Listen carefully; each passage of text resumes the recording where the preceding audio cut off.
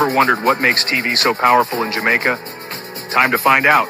Welcome to Global TV Group 358, where television meets innovation. We're not just about shows, we're about shaping society. In Jamaica, TV keeps you informed, connects diverse voices, and supports democracy. Imagine a Jamaica where broadcasters unite, sharing data and collaborating globally. That's us, a unified voice in the TV industry. Did you know TV advertising is still king? It drives website traffic, boosts brand equity, and powers integrated campaigns. Even in an age of digital, TV stands strong, resilient in tough times. Our Global TV Deck is your treasure trove of insights and data.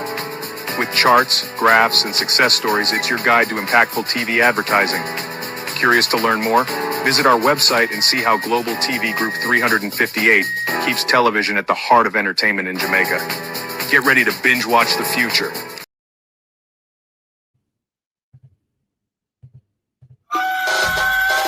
Can't hold me again. You can't hold me again.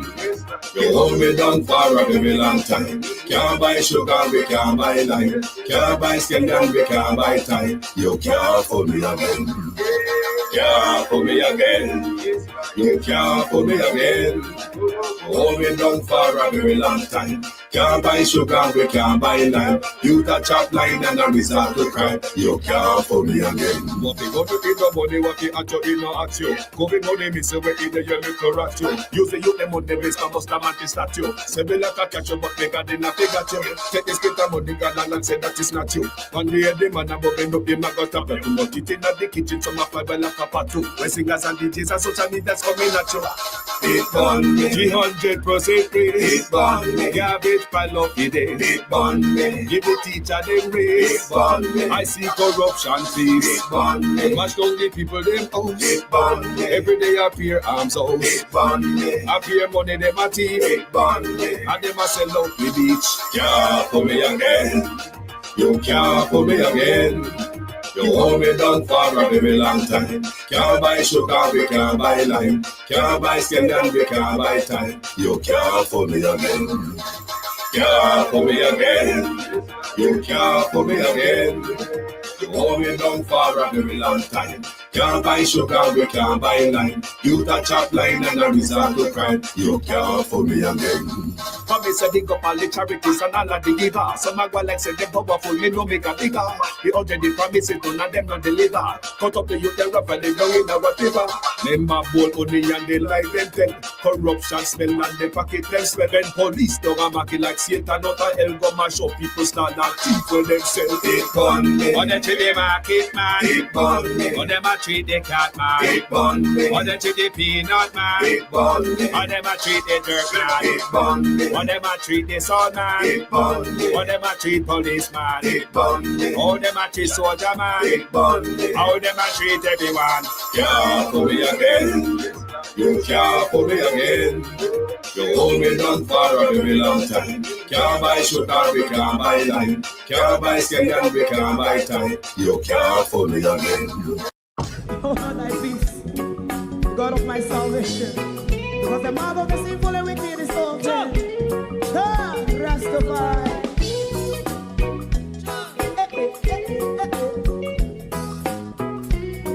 Come with I.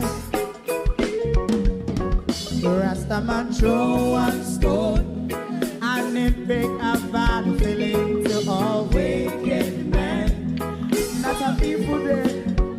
Make a man throw one stone and it bring a bad feeling to all wicked men. Only when man like Marcus Garvey speak, wicked men would I hear. Hear not hear. Instead of that, they only sit aside and rub and cheat and not press the floor. Make up what I seen to make him a throw and stone and they bring a bad feeling to all wicked men. Oh, what a plan! Make him a throw and stone and they bring a bad feeling to all wicked men. So, my favorite man, if Rasta make a progressive move, wicked men men are red. I. How they want to see. They didn't can sell out Rasta. Can't sell it out. I sell out Babylon. They give man show and stone. And they bring a bad feeling to all wicked men. They give man show and stone. And they bring a bad feeling to all wicked men.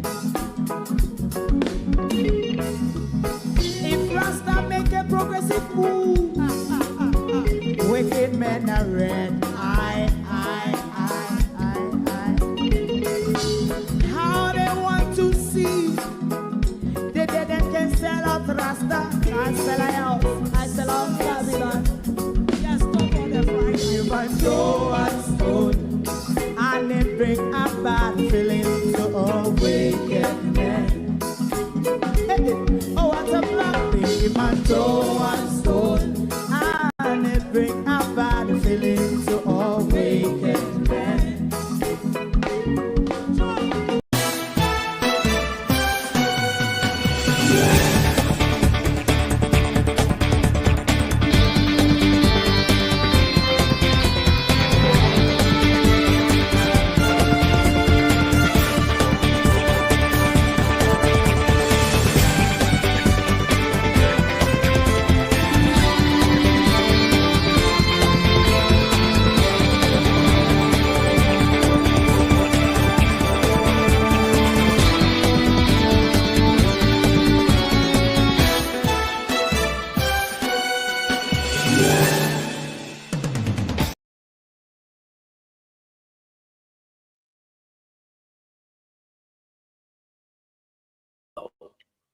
Good night and welcome to Global TV Election Debate.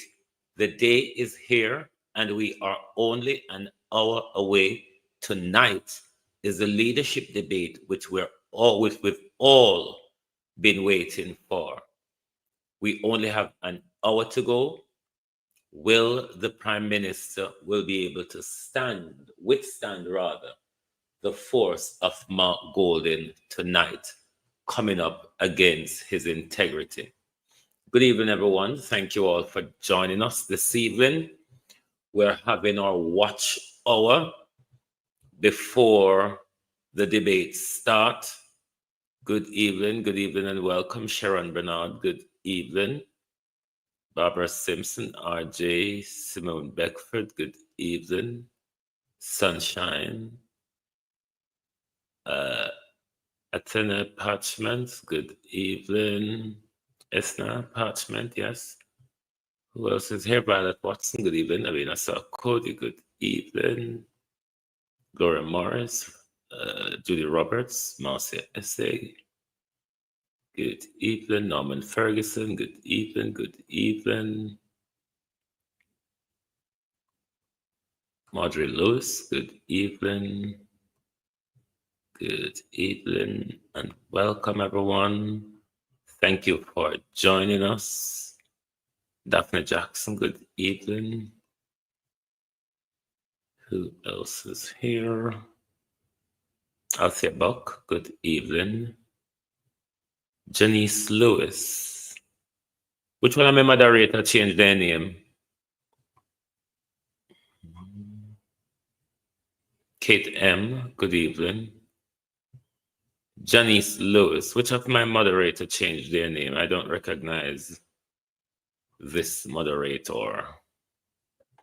Janice Lewis, who are you?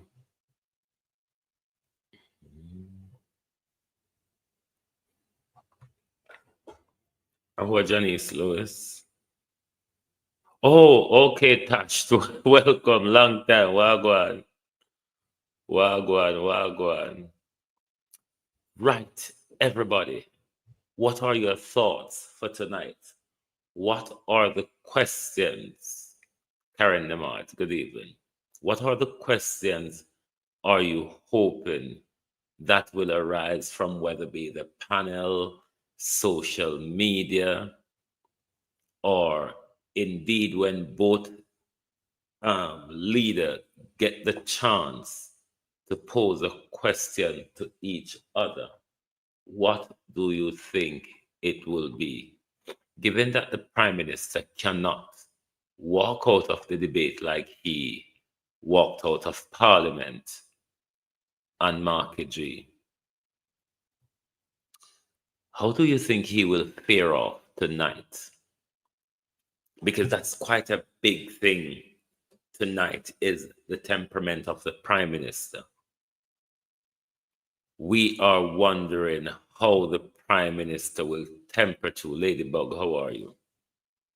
How Andrew Holness will temper through the onslaught this evening, because given that it's leadership, there is going to be an awful lot of Andrew Holness integrity and the lack thereof, Kate M. And the lack thereof coming up. My question to Andrew, what do you tell the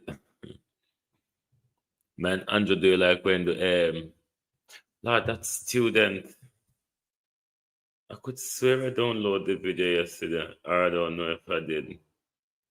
When that student did take him on over the NIDS, and then after I try and yam after the student head, then another student get up and take him to task decently and tell him that him should apologize to the young man.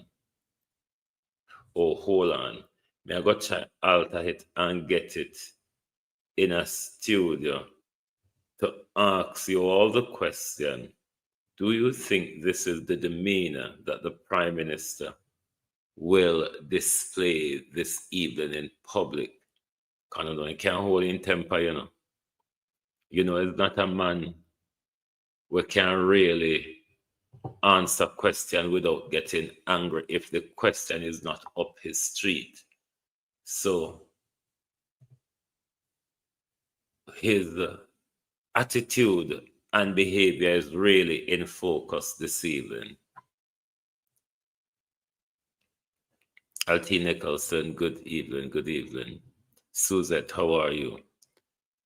All of that will be in focus this evening. So we, the globalists and the entire Jamaica, cannot wait for this debate to start to see how the Prime Minister will fare through. The Prime Minister doesn't have what it takes to face a leadership debate, given how miserably the Prime Minister teams in the two previous debates performed. Then we expect pretty much the same trend in tonight's debate. Because even before the debate, may I call it for Market G. And the reason why I'm calling it for Market G is that the trend, what we see the debate going, you cannot see on which the one that we expect to be the worst, Janet Brissett, how are you, or the most agonizing will be any better than the two failed one. So that is one of the things we're looking for. But let's bring in the Prime Minister's behavior and see if, hold on.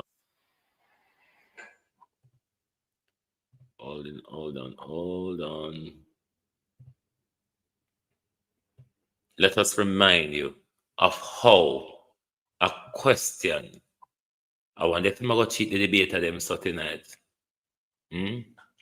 How when the Prime Minister Barbara Simpson gets a question that really doesn't go the Prime Minister way, the Prime Minister can really jump out and skin within a minute. Good night, everyone. My name is Daniel Thomas. My issue that I would like to raise at this time is with respect to needs. We are not against the national ID. In its current form, it poses significant issues for many Jamaicans. 60,000 Jamaicans here and abroad who feel that there needs to be more consultation, ventilation of the issues, pros and cons. Withdraw the bill. Allow for proper ventilation of issues over a 3-month period, even town hall meetings and joint select committee where we can properly speak about the many issues that are in the bill. We're not against the bill, but we are for the country of Jamaica moving forward. Thanks. Well, I'm very happy that we find common ground, being that we are both for the country moving forward. You already asked. You've asked the question. No, you already asked. Oh, it was rhetorical. Okay, fine. Like many other things, it's rhetorical. Fine. What's new? You talk about consultation. You know what I reject? Do you know what I reject? I reject the view that somehow you have a higher moral authority on this matter than I do. I'm not here to create a system that is going to deprive Jamaicans of their freedom. And you know what else? But the bill I am not hiding from consultation. I am here facing the questions. Unlike most, I am facing the questions and answering them. A few moments later. My name is Glendon Martin. I am a student of the University of Technology. What I have to say, well, I have a comment actually. The gentleman that asked the question on NIDS, Mr. Prime Minister, I was taken aback by the way you responded to the question. I felt that you came across too strong. I was listening to you. I was saying, should I go and ask this gentleman a question? Will he answer me in the same tone that he answered the young man?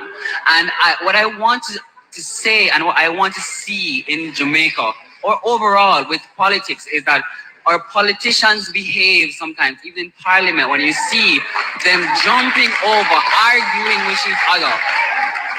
Our young people are looking at this and they're saying this is something that is right because the politicians, the leaders of our country, this is something that they do. So, Mr. Prime Minister, I would like for you to, first of all, apologize on the way you responded to the question. And secondly, allow me to finish, please. I wonder, just wonder, if Wholeness will get into that rage tonight when a question is put to him and he thinks somebody else, Mr. Cool and Deadly, good evening, has a higher moral authority on the issue than him. So, if the debater them don't want him getting a hissy fit this evening, don't behave like them have a higher moral authority than the Prime Minister, because if that is the case, the Prime Minister may just get out of his skin. But as you know, we're having election watch night.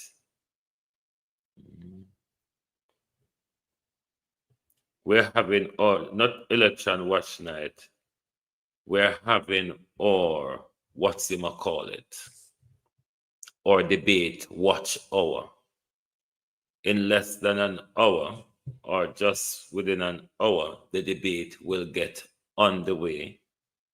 Tonight are the two leaders of both political parties on the issue of leadership. We expect Mark Golding to take Andrew Holness to task tonight, given the plethora of corruption. Office of the Registrar General Family, RGD, hit by cyber attack. You soon hear the Electoral Commission hit by a cyber attack too. You soon hear the electoral office and the Prime Minister office hit by cyber attack. Roslyn, good evening. Never personal trained. Hold on there. I could just fig through things. PSAJ wants implementation plan for party income tax promise. Me know Wholeness can do that. I mean, I know if I met Siaga, a question Mr. Golden and a question Andrew Wholeness. Because literally, Andrew Wholeness is just clutching at straw. Why the Gleaner them think this is a story to write about? Why the Gleaner think Darrell Vaz with one Bakla rum in him hand is something to write about? You see how these people waste time?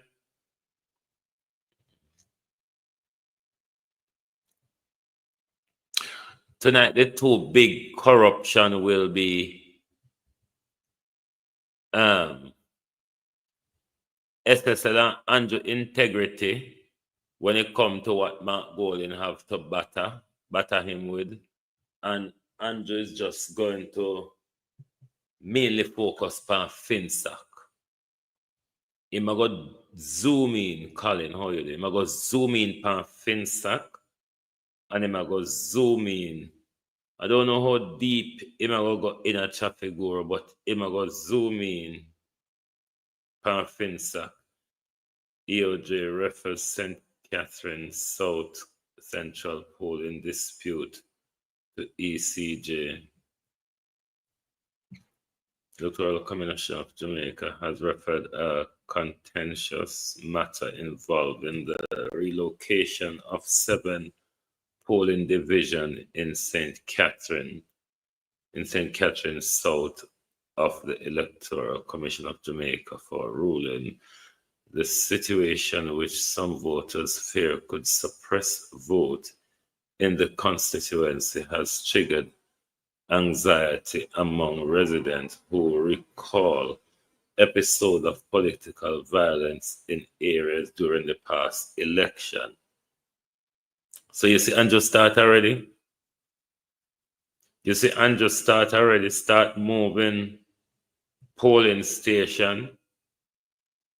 Franca's resident charged with murder now. You see Andrew start the corruption already, don't? Because Andrew don't think he should step away fair and square losing the election. Because the momentum across the country, Andrew and the Jamaica Labour Party is going to lose. You know, here, Blood and Fire, Comrade Alla playing a dance, Andrew. Evening a dance, Blood and Fire, Comrade, a play. This is for show you how the Jamaica Labour Party is over. But all the Prime Minister do this evening, just try to get through the thing without irritating us.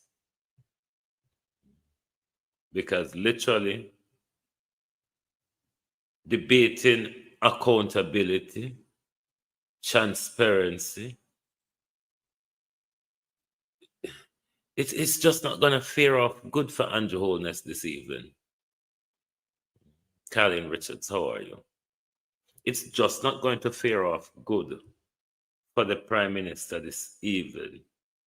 JTA gets improved wage offer from the government. This is a scam by Andrew Wholeness to get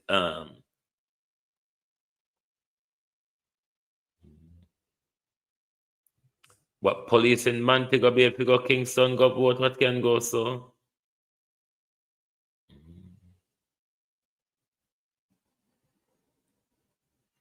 So Andrew tried to frustrate the thing because of Andrew and Gasol Brown in charge, you know. So look like them are frustrate the thing, moving polling station around at this critical juncture when people turn up what they would have thought to be the usual polling station where they vote all the while. No amount of trickery, though, will allow Andrew Holness to win this election. The people of Jamaica is fed up of him, has had enough of the bad governance and the corruption, the wasteful spending, the fraudulent procurement where they might use and suck out public resources. I mean, a lot of people across the country, even though they may not talk because they're afraid of the dictator, they will show the Prime Minister on the 3rd. They will show him next Wednesday that we have had enough. And we have seen better policy coming from Mark Golding and his team. And we wish to give that a try and take Jamaica into that direction, because what you have promised, you really have not delivered. Businessman charged over alleged beating man with board in Black River. Hold on there. St. Elizabeth police have charged a man for the wounding of another man in a supermarket on Bridge Street, Black River, in the parish. Then when the charge of unlawful wounding, assault occasioned bodily harm, Davian Legister, otherwise known as Donny Boy, a businessman from Logwood. Okay. Policeman being investigated for girlfriend shooting.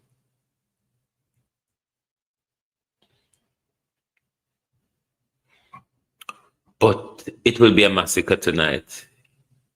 It certainly will be a massacre. This is ISAT's heat for Portland, ISAT manifesto for East Portland. Let me pull it up on my phone and see if I can see this thing. Where is the H? Where is the H? Hold on. Am I at the H? Yes. The H. Upgrade Port Antonio Hospital from Type C to Type B. Housing development and land distribution. Provide affordable housing and land for the landless.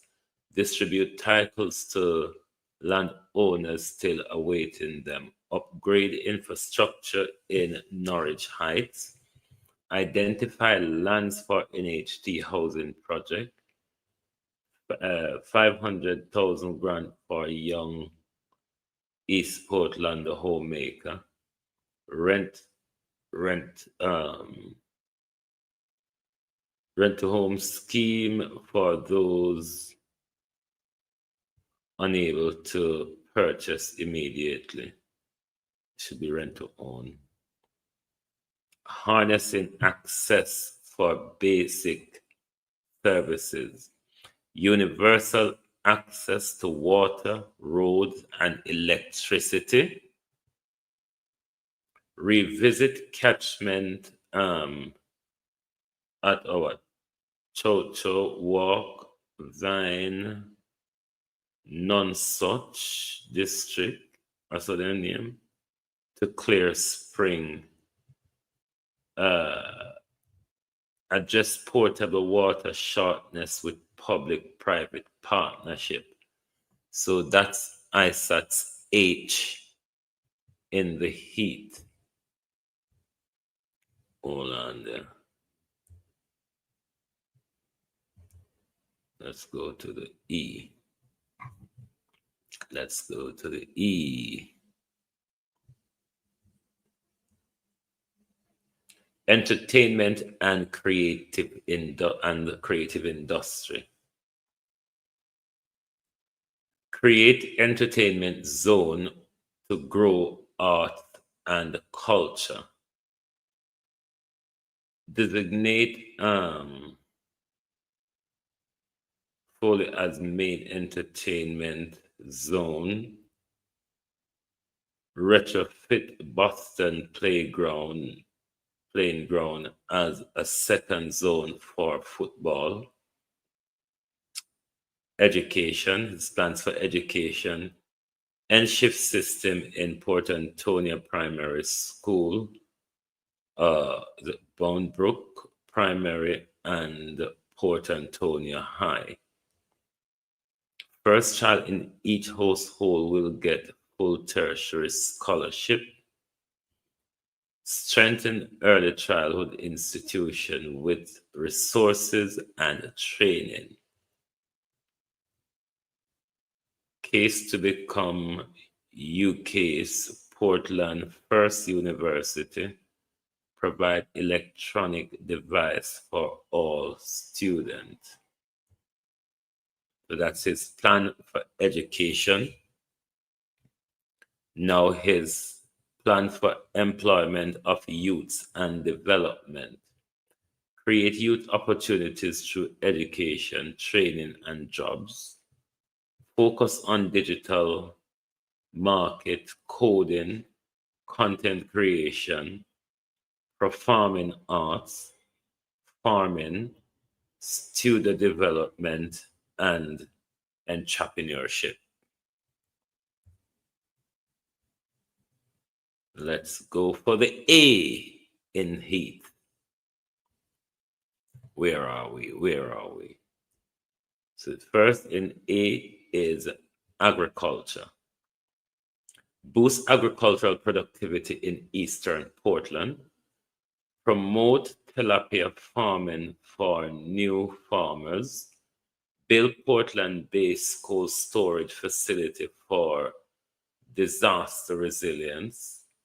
Support onion and Irish potato farming, reducing fertilizer costs. Strengthen RADA partnership, land prep tractor service, broiler start program for poultry farmers, establish egg storage factory and for Eastern Portland production. Advancing infrastructure. Upgrade roads, transport, and public facilities. Modernize and expand bus terminal in partnership with local authorities. Fast track rebuilding of Port Antonio Market. Advancing quality living for all. Make East Portland safe, peaceful, and welcoming for residents and returnees. Let's move over to the T. Where are we? Wagwan, Carlos. Me there sit down and wait on the debate to start. Me just go to ISAT manifesto for East Portland. Sit down and wait for Andrew crucifixion. Me don't know if anywhere gonna be like who did help Jesus carry the cross?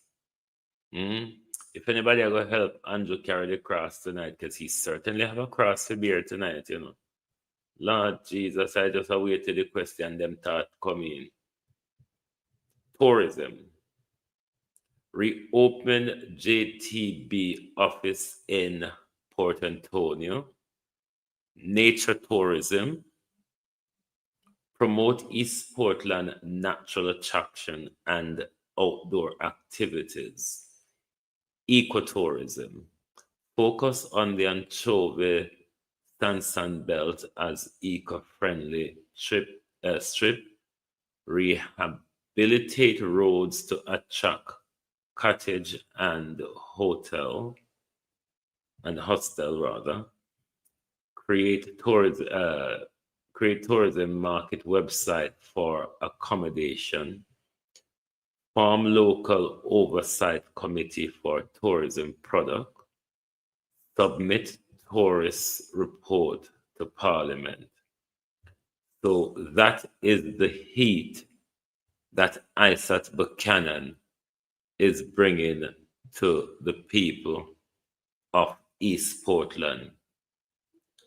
Development, meaningful development that you have not seen under the vases. So when you go to the poll on Wednesday, if you want better for your community, then you ought to elect the more competent of the two candidates. You ought to elect the more competent of the two candidates. And I don't think or see where Lady Dancing Queen is in any way a competent person to match up with what Isaac Buchanan brings. So if you, the people of East Portland, want better, then you must choose Isaac Buchanan. The same goes on the national scale. It is your job to choose a leader who you can trust. It is your job to choose a leader with integrity. It is your job to choose a leader that respects the law.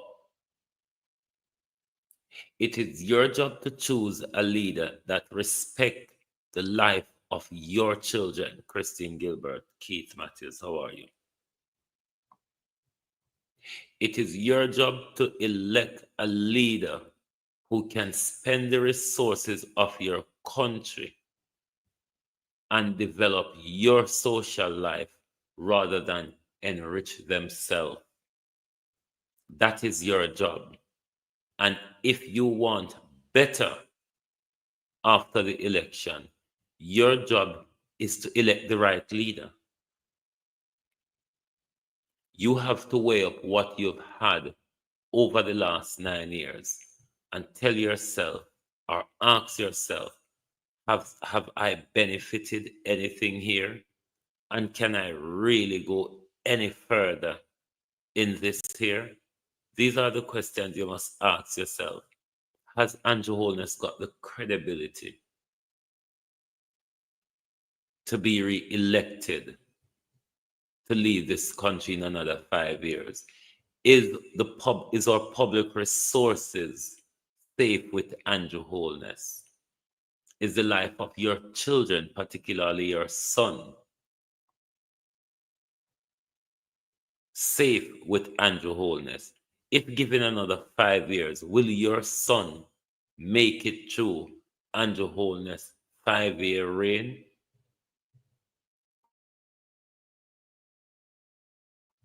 Those are a lot of the questions that to be asking yourself when you weigh up the decision, because you're making a decision for a lifetime. This is one of the most consequential elections we have ever had in Jamaica. And as you hear, you don't want to have Andrew Holness at the helm of Jamaica when they start to push the 2030 agenda. You want a leader who can conversate with the people, who can inform the people and not pull a wool over the people's eyes or not turning into a dictator overnight on the people. That's the type of leadership you would want going forward. when you go to the polls, you must also remember how you were treated in COVID by Andrew Holness and the Jamaica Labour Party. How they starved you, how they've locked you down, how they've charged you extortionate money for breaking the COVID rules. Will you want Andrew Holness, given the experience you have of Andrew Holness in COVID, will you want Andrew Holness to be enforcing another pandemic rules on you? Will you want Andrew Holness to be the Prime Minister that is pushing the UN and the Jewish 2030 agenda? Those are the things that you must consider when you go to the polls, because the life of your democracy hangs in the balance of this election. The future of your children hang in the balance of this election. And it is only by making the right choice that our country will move into a progressive direction. If you don't make the right choice, you will have to be prepared to live with the consequences for another 5 years. Another 5 years which your son probably will not make it through, because we would expect Andrew Holness to turn up his shoot to kill policy. So if you want to spare the life of your children, then you must choose otherwise. I think the writing is on the wall that Andrew Holness, not only that he's corrupt, not only that he's a criminal, not only that he's a thief, not only that he has no integrity, the Prime Minister is not suitable to continue to lead our country. He has failed miserably on many things that he promised. We won't even talk about the sleep with windows and door open. That was purely a gimmick. But prosperity, you could have, in the good economy that we have, or what you claim that we have, you could have delivered prosperity. Because the 300% that you all gave yourself, maybe if you had delivered a 3.5 as what Mark Golden is coming with now, then you could be very much confident of your third term, because that would be a way, Prime Minister, of sharing the prosperity that you promised.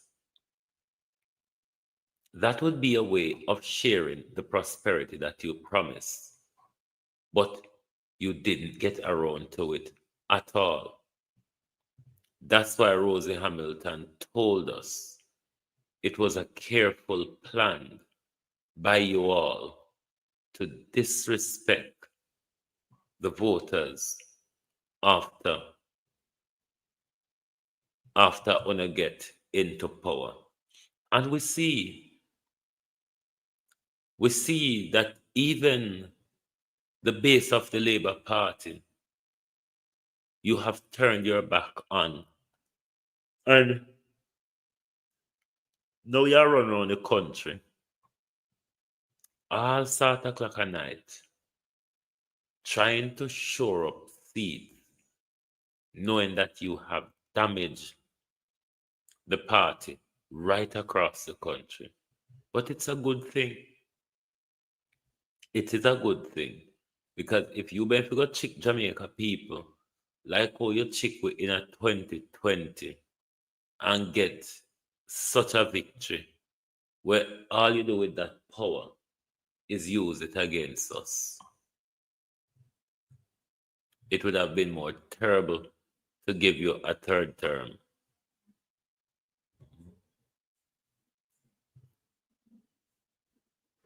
But people of Jamaica, you must get rid of Andrew Holness.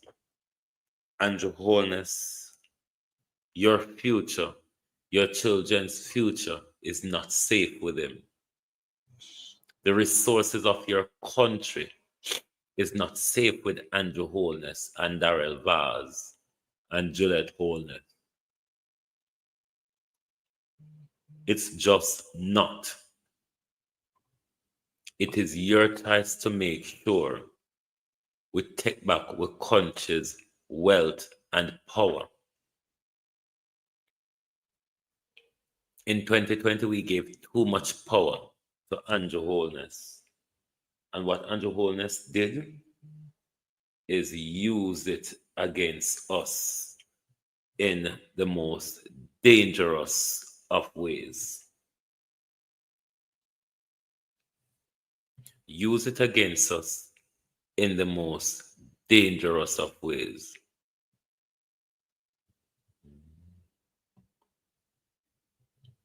He used it to destruct the office of the political ombudsman, an office which at this point is very relevant to all of the discrepancies and contention that is going on. But nobody pretty much know who to complain to.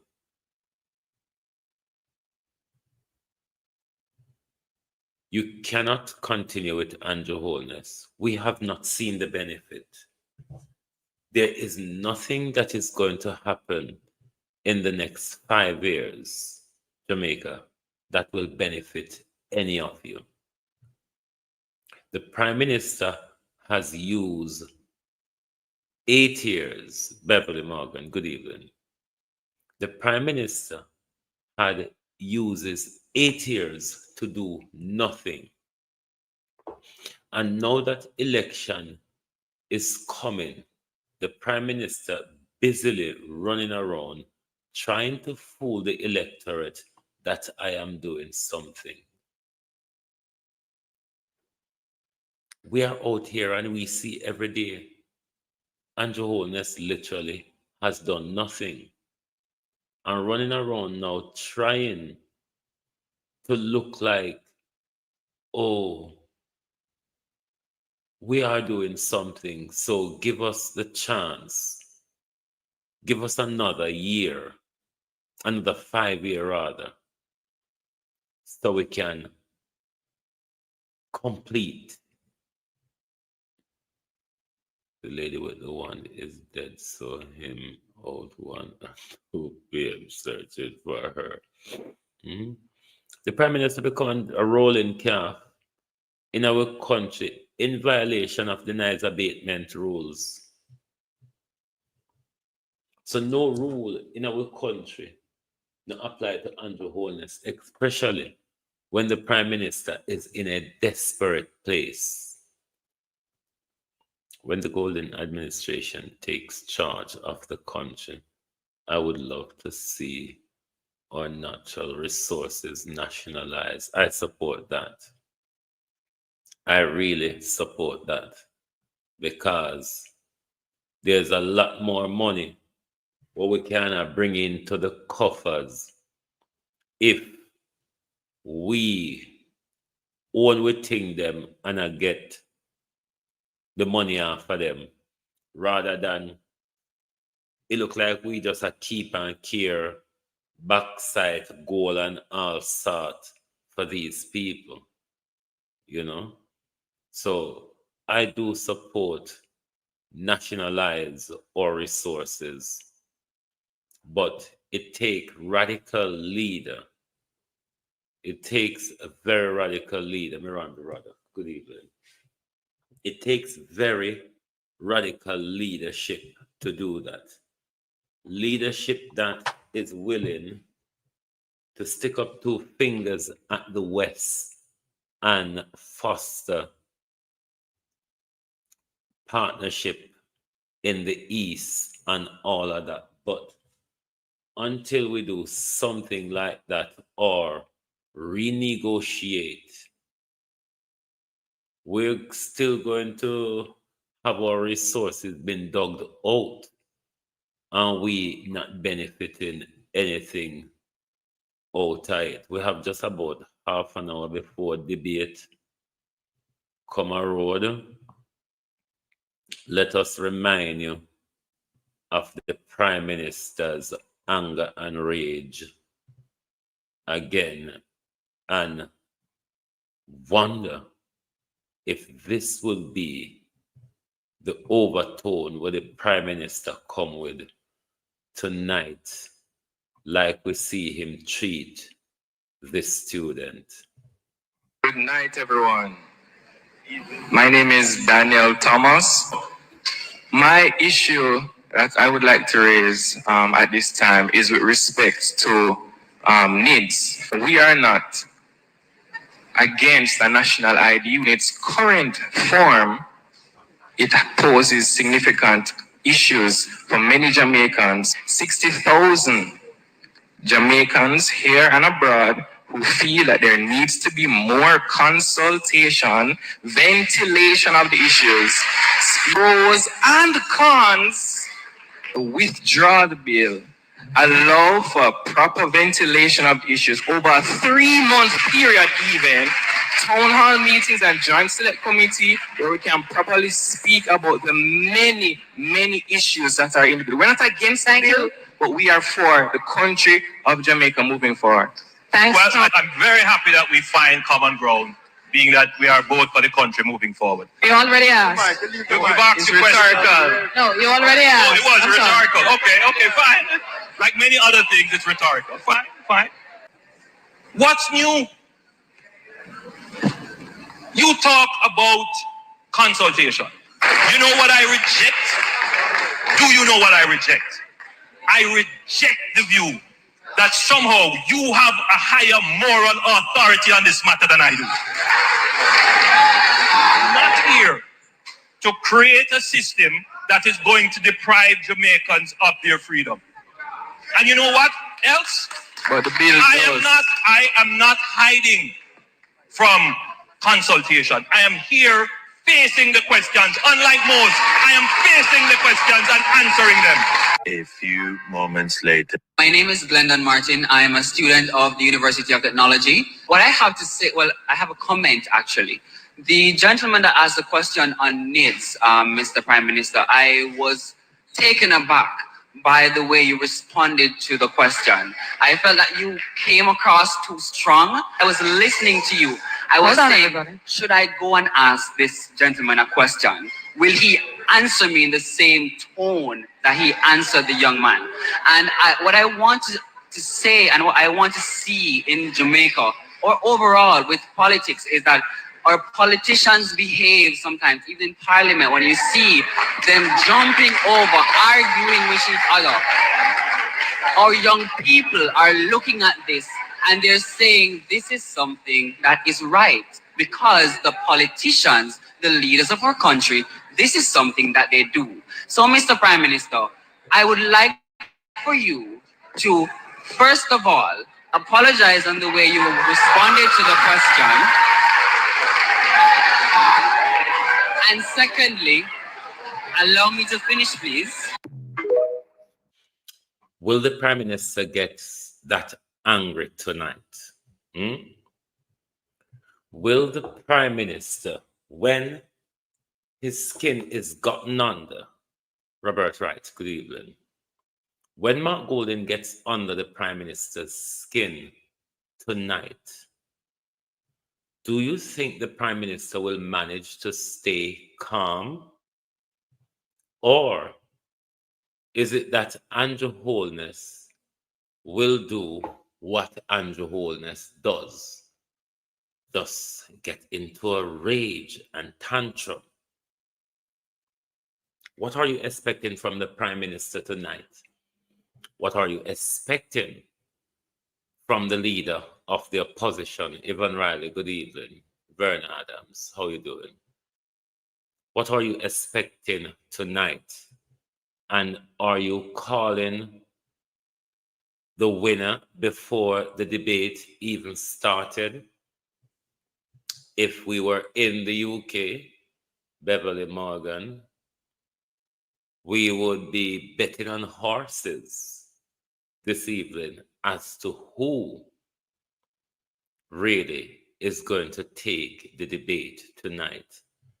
And going on the direction the debate has already gone in. No, Mr. Wynn, fire will come out of his nostril. Wait, the fire will come out of the Prime Minister nostril this evening.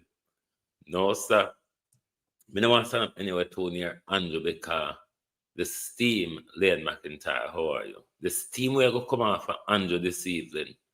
Me no want to touch me because he's going to be really worked up. Because just like, remember the 2024, wasn't it? 2024 election debate when Mark Golden calmly gets under his skin and him couldn't take it no more. One of them people need to stay in the audience and control him by signs. Anytime them see him, I go lose him cool. Anytime they see him, I go lose him cool. Joan Genius, good evening. Somebody, Michael Nepper, will have to pull the Prime Minister back in line and remind the Prime Minister that your temper could make you lose this debate this evening, you know, Prime Minister. But then again, Andrew Holness don't take marching orders from nobody. He is a crazy beast all by himself. So, him can just mess it up this evening. Let me take a quick break and go make myself a tea, peeps. Can't fool me again. You can't fool me again. You hold me down for a very long time. Can't buy sugar, we can't buy lime. Can't buy skin and we can't buy time. You can't fool me again. Can't fool me again. You can't fool me again.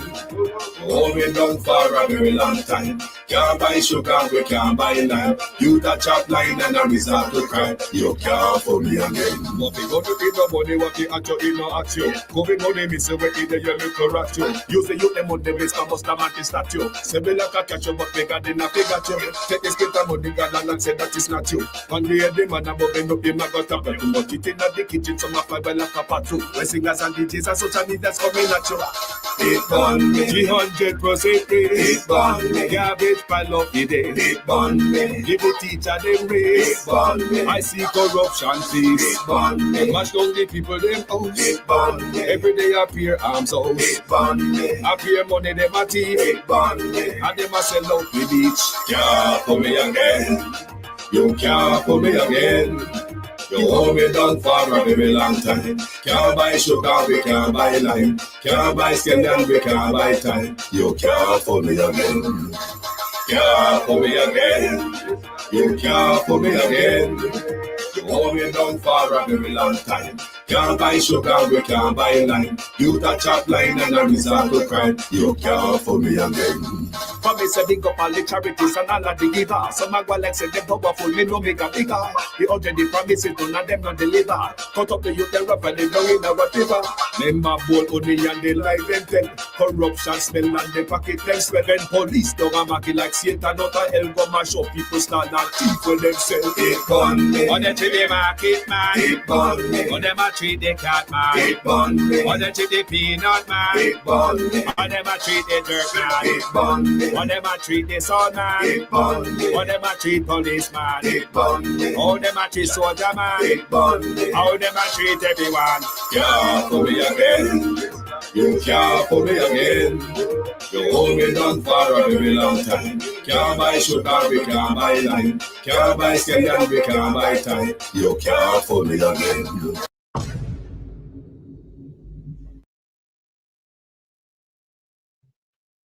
Let us remind you of the Prime Minister's the movement of millions of dollars among 3 companies associated with the Prime Minister, Dr. Andrew Holness.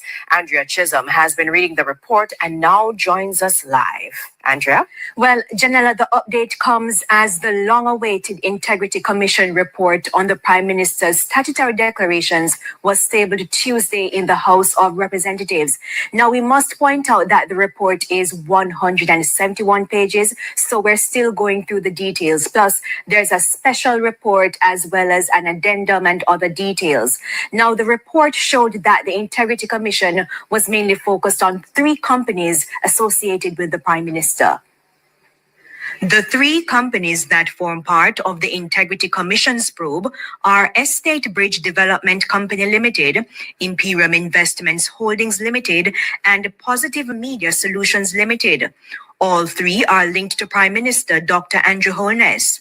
Due to the complexity of the matter, the Integrity Commission hired an independent forensic examiner to assess the financial transactions between the 3 companies and determine the true value of the investments.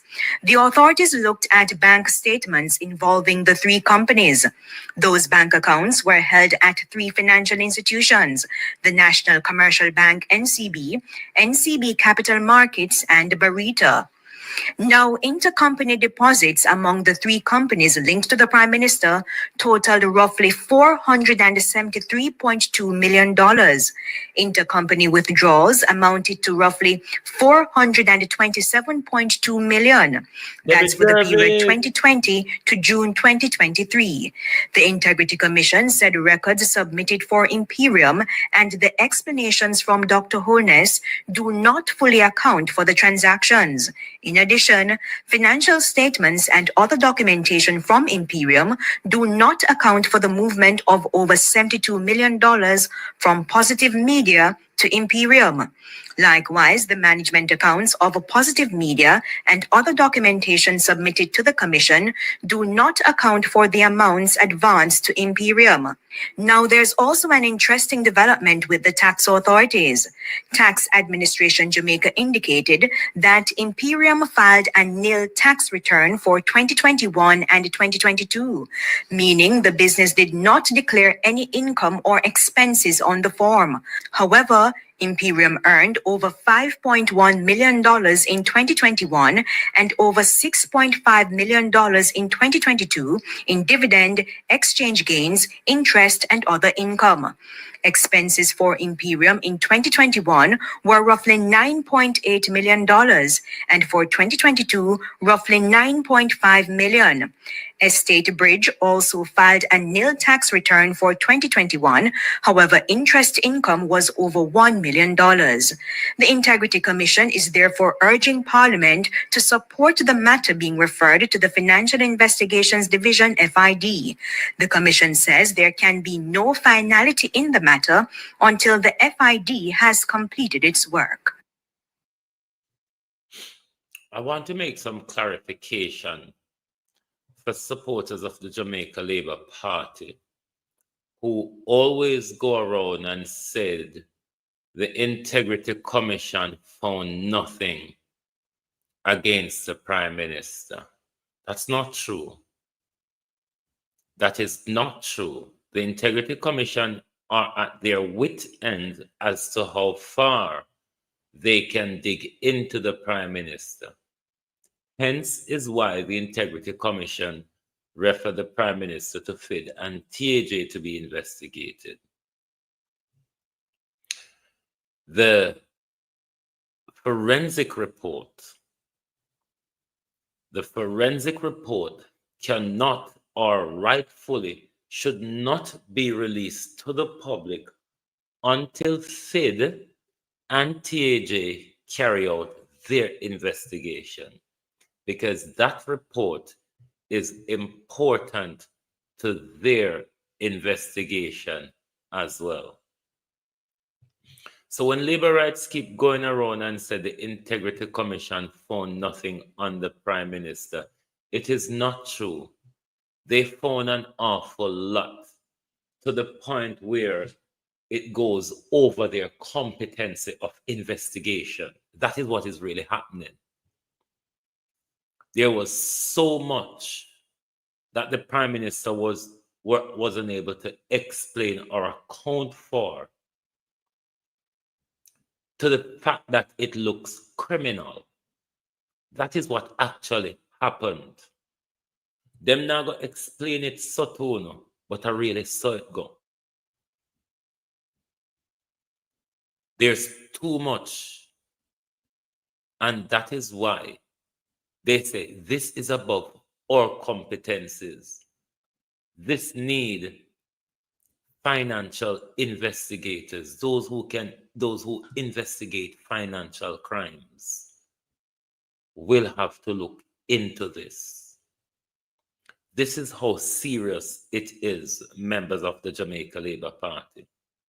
So don't keep going around saying, and I wonder if the Prime Minister tonight will go on that the integrity is on a witch hunt against him.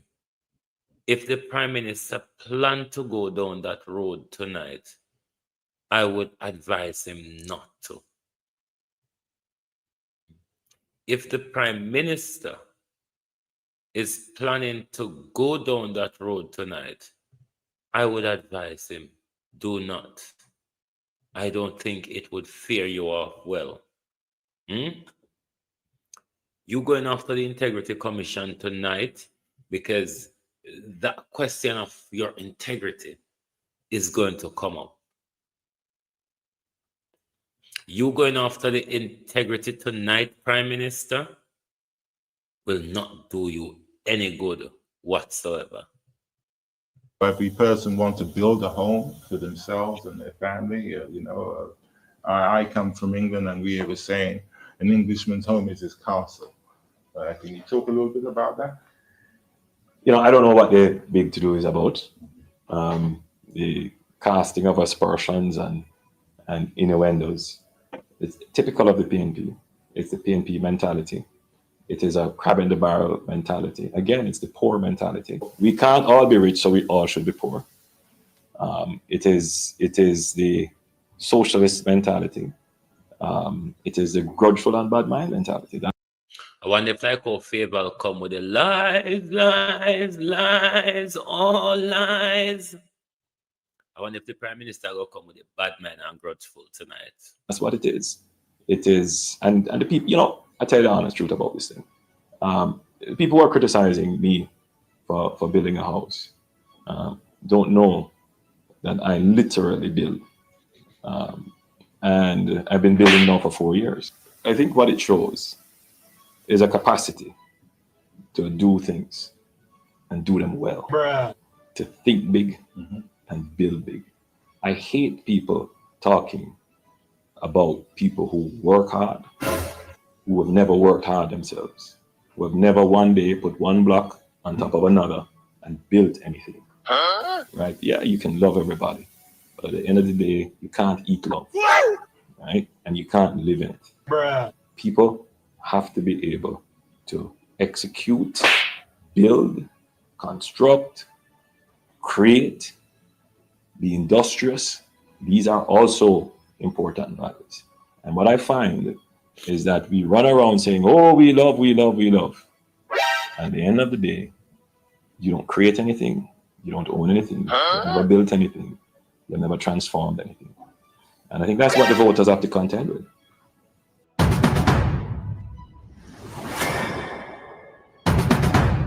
What the voters will have to contend with, Mr. Prime Minister, is the enrichment of yourself and your wife. All right. What do you make a post, Yeah, no, I have another one that is more close up. Where is it?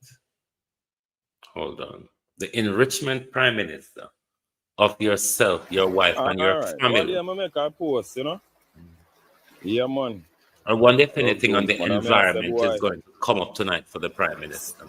Some I like Gary River, May I talk about the mining thing from up a hillside? Yeah. What me here say, Oops, sorry. Andrew and his wife have a section to deal with that. When I target what they come like a joke. No, I don't it's think it's that same man with the long question coming tonight. It's always my nice river when I come down, come all fresh, all early morning, early morning now. I think 7 o'clock and look on this. Jamaica. You know, sister, the government not really respect. You know, the native, you know, of the land. You know, I mean, I say some parties say some craving thing, but come like a matter and not even know what to say, but check it. And a long time we are post against this and we are, you know, and we are ask them to find a solution Only to this. But everybody does maximize them profit, you know. You see it? No love for Jamaica, you know. We're the best place. Prime Minister crucifixion is coming closer. Look what greediness. I see something mash up Africa, you know, you see what I go on. Them want come do, you know, some people, me tell you something, you know. My mother Indian and my father a black man. I tell you something, say, man, I'm a native of this land. See? And through slavery we come here. See? Yeah, man, look on the whole flip. Look on the whole flip. Look on the river. I can't even come a river, come get a shower. Look on the river, eh? That's why I go on. And now them are politics time. And then look for fool people, and I can't bet, tell them I go vote. See? For the same people, and we are followed Seafort River, you see it? See, all right, I know the way I vex and not even say nothing. I am glad pass on this. See, I'm a brother, watch brother come on for the farm. Come and walk through. We don't use something as Seafort. We don't use them thing as Seafort. Eh?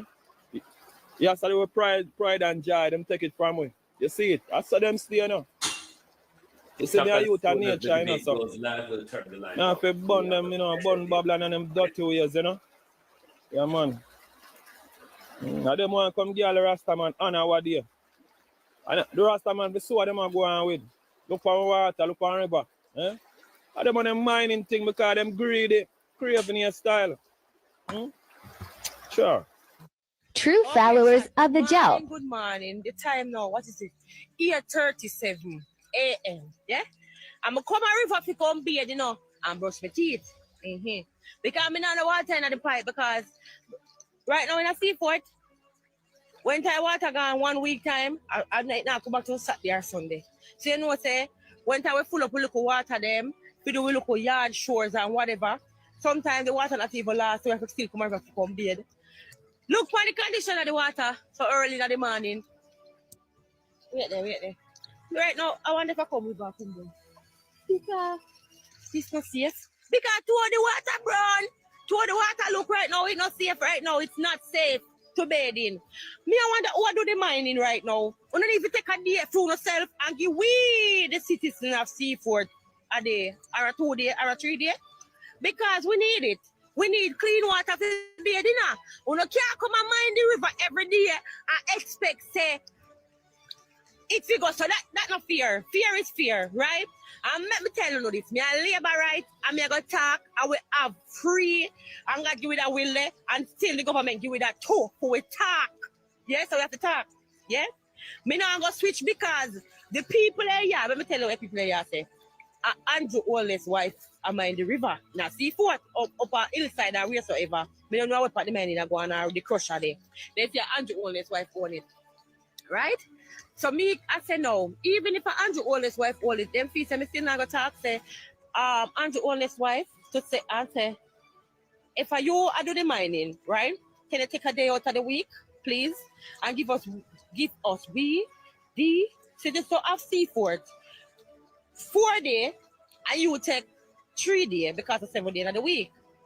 Or so, because we need to go to the river and bathe. And the fishes, we not even can see no fish to catch, no fish, it no look safe. Right now, we not think of fish in the water. Because to the water that the fish then go look different river fish swimming now. Because the fish that use to the dark water, yeah, them blind. Yeah. But me I say, right? If I saw it off it true, but if I say we want to use the water, we want the mining needs to stop. At one time, the mining have to put on a break. So yeah, Jesus Christ, I could have. Yeah, crying. Why? 3 minutes to go, my peeps.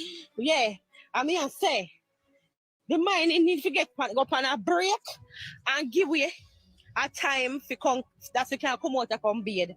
Yeah, and get clean water.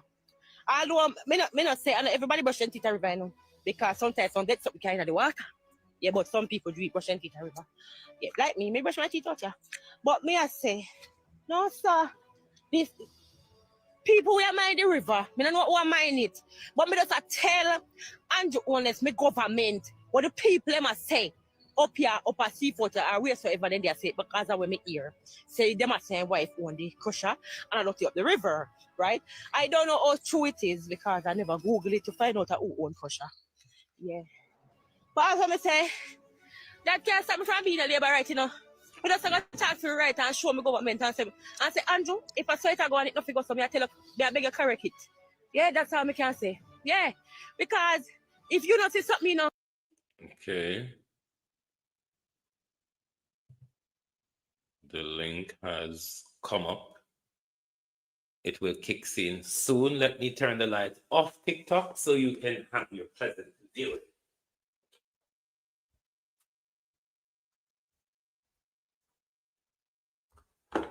The link will come up anytime now.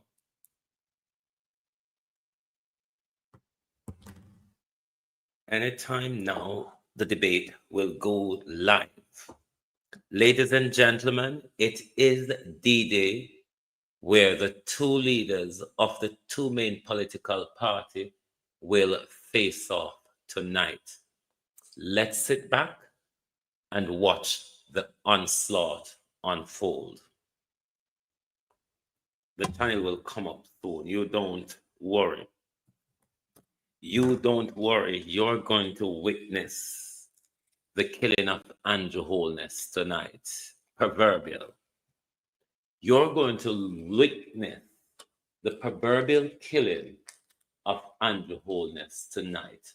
How will Andrew Holness withstand the onslaught of the Titan Mark Golding, a man with clean hands, a man who can tell where his wealth comes from, a man who his statutory declaration year in, year out has been certified by the Integrity Commission, versus a prime minister under a cloud of investigation and integrity crisis, a prime minister in front of the court with the Integrity Commission, a prime minister that brew scandal after scandal, a prime minister who gave us 110 buses for 1.4 billion, even though we found out that the buses are $1 a one. Can Andrew Holness tonight withstand what is to come from Mark Golding?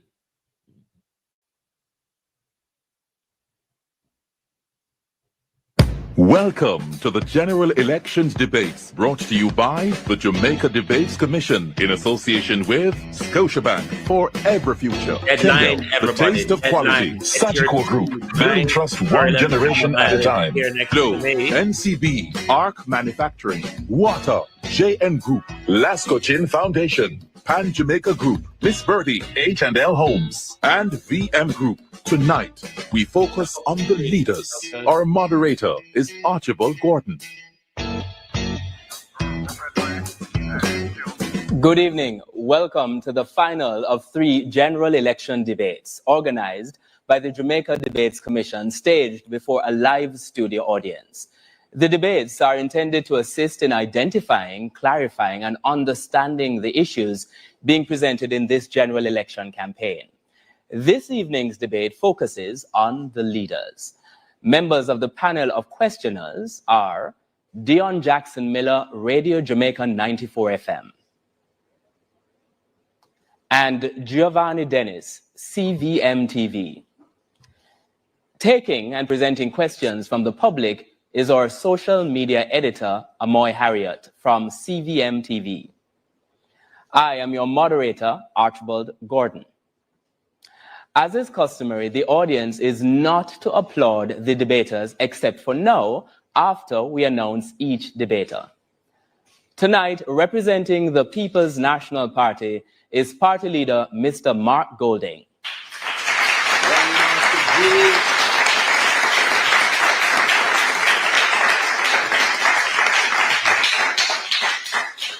Representing the Jamaica Labour Party is party leader Dr. Andrew Holness.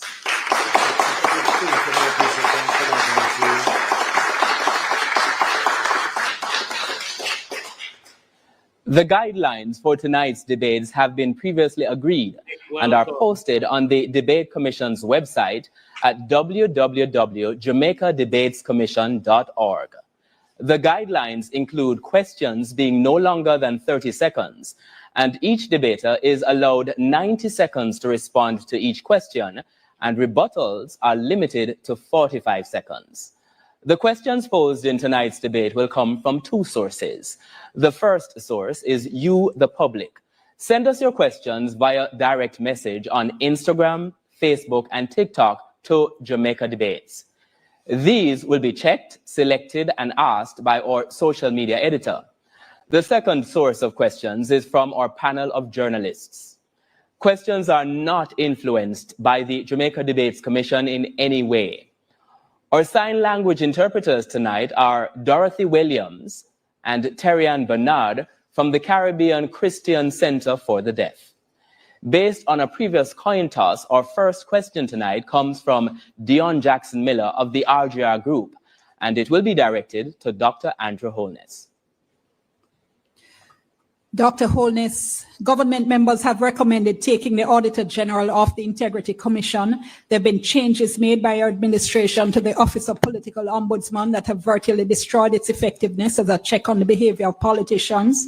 And there have been constant attacks by members of your administration on the Integrity Commission and on media and civil society groups that criticize your administration. Shouldn't Jamaicans be concerned about what appears to be a pattern by your administration of undermining oversight bodies in the public sector, civil society, and media? There is absolutely no attempt by my administration and indeed myself to undermine any oversight body. Indeed, we have acted to strengthen and make them far more efficient in placing the oversight of the political ombudsman under the office of the Electoral Commission. That's a move to strengthen and give it far more institutional framework. I myself have been very complimentary and acted in a very dignified way as it relates to the Integrity Commission. That's not true. Mr. Golding will have the opportunity to respond. There has been a definite pattern of hostility from the Jamaica Labour Party government towards the institutions mentioned in the question, in particular, the Integrity Commission, largely because it is well known that there are at least 10 members of parliament who are under investigation for illicit enrichment, a serious corruption offence, of which the only one to be known is the one for whom a report has been completed and sent to the parliament, which is you, Andrew. As a result of that, they have done their very best to try to neuter that critical institution, including the Prime Minister, bringing that institution to court to undermine its effectiveness and indeed eliminate it entirely. Our next question comes from Giovanni Dennis, and it goes to Mr. Mark Golding. Mr. Golding, Keith Duncan says the PNP's proposal to increase the income tax threshold to 3.5 million is impractical and impossible to fund without new taxes. Can you explain how these planned tax breaks will work without hurting the economy? The context in which we have decided to increase the threshold to 3.5 million is the hollowing out of the middle class in this country. Working families finding it extremely difficult to make ends meet. And we believe with the debt to GDP ratio having now, after 13 and a half years of belt tightening and austerity, having now reached the cusp of the target of 60% of GDP introduced into the fiscal rules in law under Portia Simpson Miller, this is a time, this year it's expected to actually, with the readjustment of the definition and calculation of GDP, this is the year that we expect to achieve that target. That will release 2.5% to 3% of GDP of additional resources, which were not previously budgeted for in the fiscal policy paper. That is more than sufficient to pay for our entire program, including the $3.5 million increase to $3.5 million of the tax threshold, which will make our civil servants and our middle managers, and indeed most of Jamaicans who are presently suffering under the high burden of the cost of living, have money that they can spend. They can fix up their homes, extend their homes with a room, buy a car if they don't have one, pay down debt where they may be in arrears. It is necessary to preserve the country from brain drain and to keep the society intact. Dr. Holness now has the opportunity to respond. The hollowing out of the middle class is an act of the PNP. They totally decimated the middle class. It is the Jamaica Labour Party Another lie again. that introduced the increase in the non-tax threshold that recreated a middle class in Jamaica. In fact, when you look at the salary profile of PAYE contributors, you would see that their salaries have all risen. It is a Jamaica Labour Party through the compensation review that has increased salaries by over 200 billion Jamaican dollars for public sector workers. The current proposal of the PNP is unworkable. It's now time for a question from social media. We're going to Amoy Harriot. Thanks, Archie. Our first social media question tonight comes from Instagram. Shania in Kingston, she says, low voter turnout suppresses the effectiveness of a democratic society. Many Jamaicans refuse to vote because they believe both parties are corrupt. What would you say to the significant population of non-voters? And if elected, how will you hold politicians accountable for offenses against the people instead of protecting them? So in this instance, the question, you have 90 seconds to answer, and we begin with Dr. Holness. Corruption is a serious problem in our country, and corruption requires strong leadership. From my position as Prime Minister, I have taken action against any member of my political party that has been involved or accused of anything that suggests corruption. In my own case, I have been investigated for a year with an expert forensic auditor.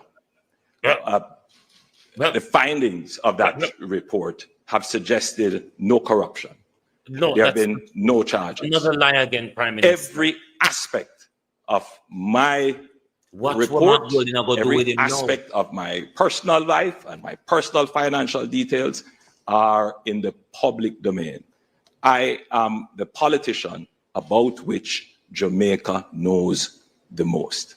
And therefore, I am the politician who can stand with the greatest moral authority to treat with any matter that is considered corrupt, as I have done in the past. And I want to give this assurance to the Jamaican people that you know me, you know about me, you can trust me, and you know that I stand against corruption. Mr. Golding has the opportunity to respond to that social media question as well. Andrew, what they know about you is that you have 28 bank accounts, that you received several $1 million in cash deposits from anonymous donors in your bank account, that your companies had transactions of over $400 million, several thousand transactions between them, and that Positive Jamaica Foundation, a non-profit which you are intimately connected with, provided resources which you use for personal investments through your personal company. We have signed the Leadership Code of Conduct developed by Integrity Commission. All of our spokespersons and myself have signed. None of your people have signed it. I am committed to ensuring that all members of the executive, when we form government, will have their Integrity Commission declarations published, not just the leader of the opposition and what should happen, but hasn't happened in your case because you're not certified, the Prime Minister. So the whole question that has been asked is an excellent question. And we really need to step up our vigilance against corrupt behavior, nepotism, and cronyism. The volume of scandals under this Jamaica Labour Party government is unprecedented. Over the number of ministers who have had to be removed from frontline duty, many of them parked in the naughty corner in OPM rather than being sacked. It is a disgrace to the country, and your personal situation where you're operating under a deep cloud because your Integrity Commission declarations are not certified also is something which Jamaica cannot go forward with. Prime Minister. We'll now take a short break and we invite you to stay tuned. God Almighty. No, sir. Me love the first question. They start it off good. Lord God Almighty. No, sir. Boy. It start hot, you know, Jamaica. The Prime Minister has egg on his face in the first round. To the communities Egg we serve. By on the Prime empowering Minister's individuals face. and So far, organizations, the Prime we are Minister has revitalizing not said communities anything and creating a truthful more sustainable in the world first for round every future. of the debate. We expect a plethora of lies from the Prime Minister tonight. So, the entire day. What a disgrace. What a disgrace tonight. And the honest comes straight out of the back, lying. And not to the all over there are what? All over there after reviewing. Oh, Prime Minister. From the CariMed Group. Oh, Prime At Minister. Flow, we understand your rhythm. What a tragedy tonight. That's why we're And the dedicated PM. to building a network as resilient as you. Whoa, yo. We need help, Jesus. Jamaica need help. Shift the parliament. Shift the election. Shift everything. Remove them out there. Take out the cockroach. Take out the thief. Take out the criminal them. Take out the thief them. Take out the murderer them. Take out the gang leader them. Out of parliament. Take them out. From Portland. Take them out. I hear Portland. Me I go to Portland. Why me I travel to Portland? Take out somebody. Man or woman. Jamaicans working A hard. chamomile tea, chamomile and sorrel. Tea me drink it. No, sir. Lord Jesus tonight. Something off will start so hot.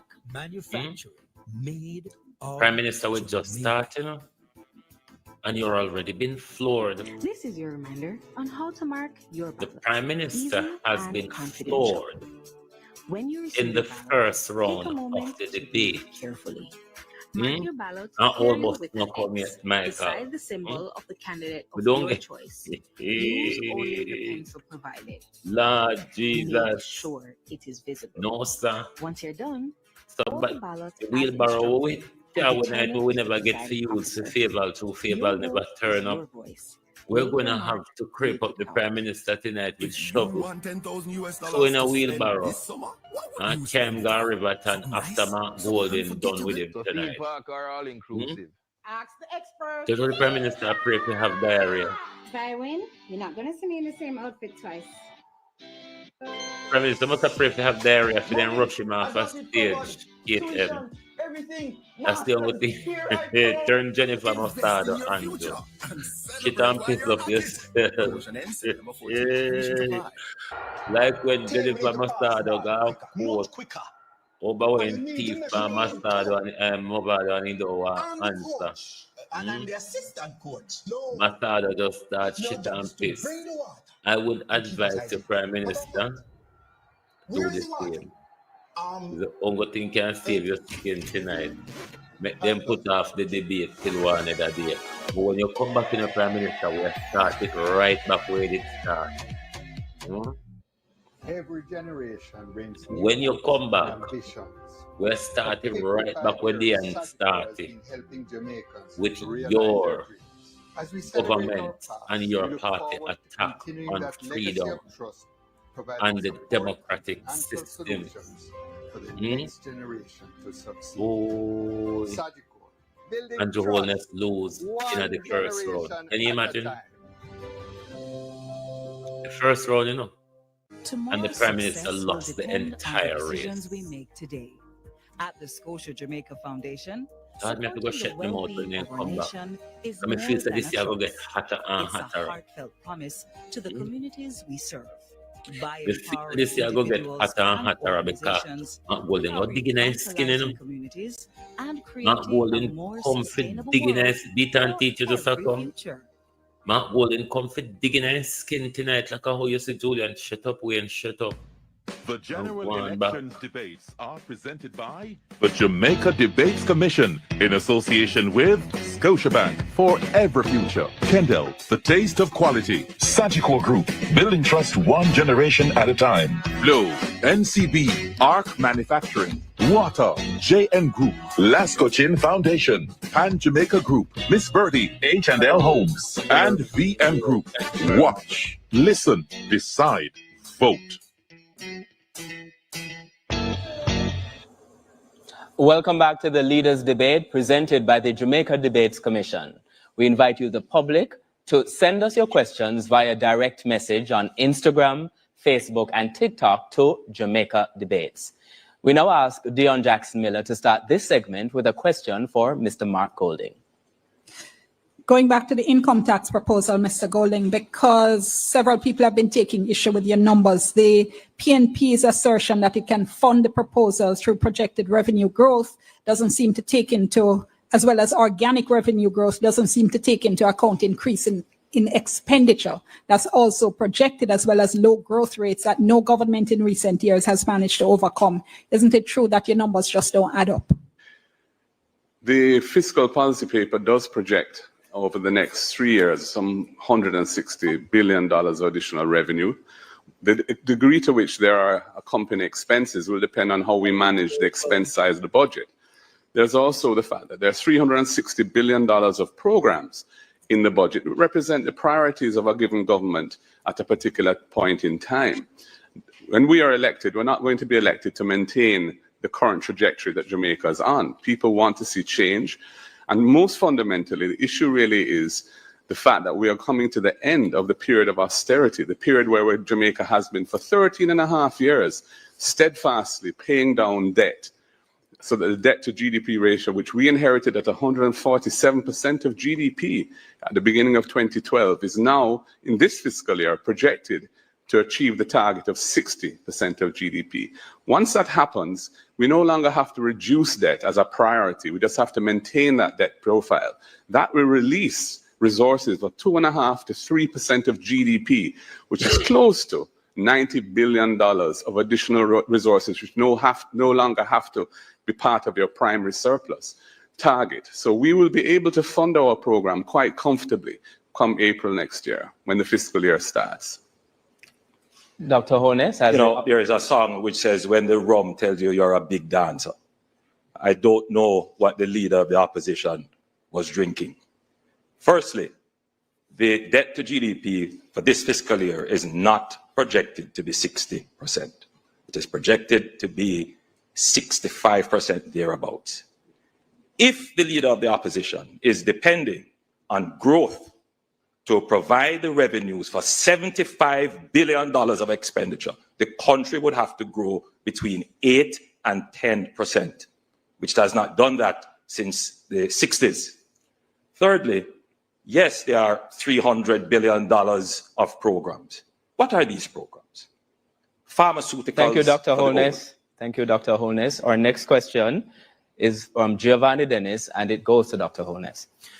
Dr. Holness, you said on February 7, 2016 in Sam Sharp Square, Montego Bay, within our first 100 days in government, we will start the legislative process to fix the general election date in Jamaica. It's been 3,490 days since. In your May 2016 budget debate, you further stated the country should not be distracted by protracted periods of uncertainty. Yet, that's exactly what happened with this year's election. After 2 consecutive terms in office, you have failed to deliver on this promise. Why? Your research into this matter, I respect the question, is incomplete. At the calling of the 2020 general elections, I explained to the public in Parliament that our government actually started work on fixed election date, and we found that it was inconsistent with our constitutional arrangements. And therefore, we did not include it in our 2020 manifesto. It is no longer a part of our platform. More to that, however, is the fact that in seeking to have all of these previous considerations included, we went about putting in place a constitutional reform commission that would bring all the considerations for constitutional reform under an expert review. That expert review was thwarted by the opposition. So yes, these considerations were considered from 2016, but the reality of our constitutional arrangement made us take a different route, which is to go to a comprehensive constitutional reform, which was frustrated by the opposition. Over to Mr. Golding to respond. Just before I respond, just to point out that Mr. Holness's data is not current. The Fiscal Commissioner issued a release, I think it was today actually, indicating that with the National System of Accounts being updated, GDP has been adjusted, and we're now at 62% of GDP. That's what the debt is at the end of March this year, and we will more than likely achieve 60% this fiscal year. No, please, you're not entitled to do that. The flip-flopping from the Prime Minister is manifest. They were supposed to have impeachment. There's no impeachment. Fixed election day, no fixed election day. Ring fencing the NHT, they have taken over $130 billion out of the NHT. Cannot be trusted. Just reminding that there is a format to the debate and asking the debaters to respect the format to which they have agreed. It's now time to go to the next question. Social media. Amoy Harriet, over to you. This question comes from Janine. Parliament has passed a constitutional amendment bill and a referendum bill to transition Jamaica into a republic. Could you clarify the economic and administrative implications of this transition and how you intend to ensure that the process doesn't distract from Jamaica's economic priorities like debt reduction, investment diversification, and public services? That question goes to Mr. Golding first and then to Dr. Holness. In answer to the question, we can whistle and ride. So we have done very well as a nation in reducing our public debt. We ensured that the fiscal rules were very strong with an algorithm, an equation in the fifth schedule to the Financial Administration Audit Act that determines the fiscal balance that must be hit by each year's budget. And that has ensured that successive governments have stayed on course to take it down to 60%. We can do constitutional reform, but it requires authentic consultation with the people. And there must be an effort to have bipartisan consensus on critical issues.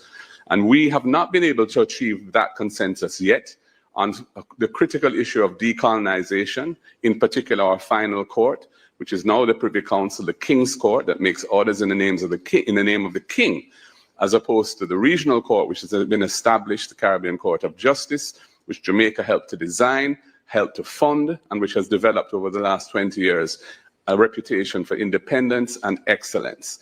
There are aspects of the bills that are in Parliament now that we have big problems with.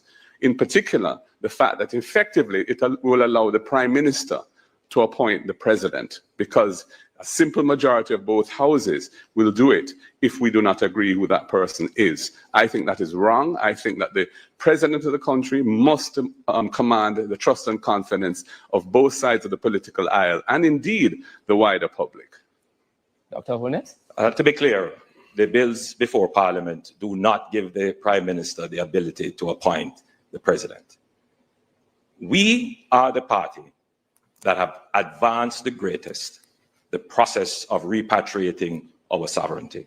I am a Jamaican through and through, and I want to see my country's sovereignty represented by a Jamaican. It puzzles me as to why the opposition is trying to frustrate this.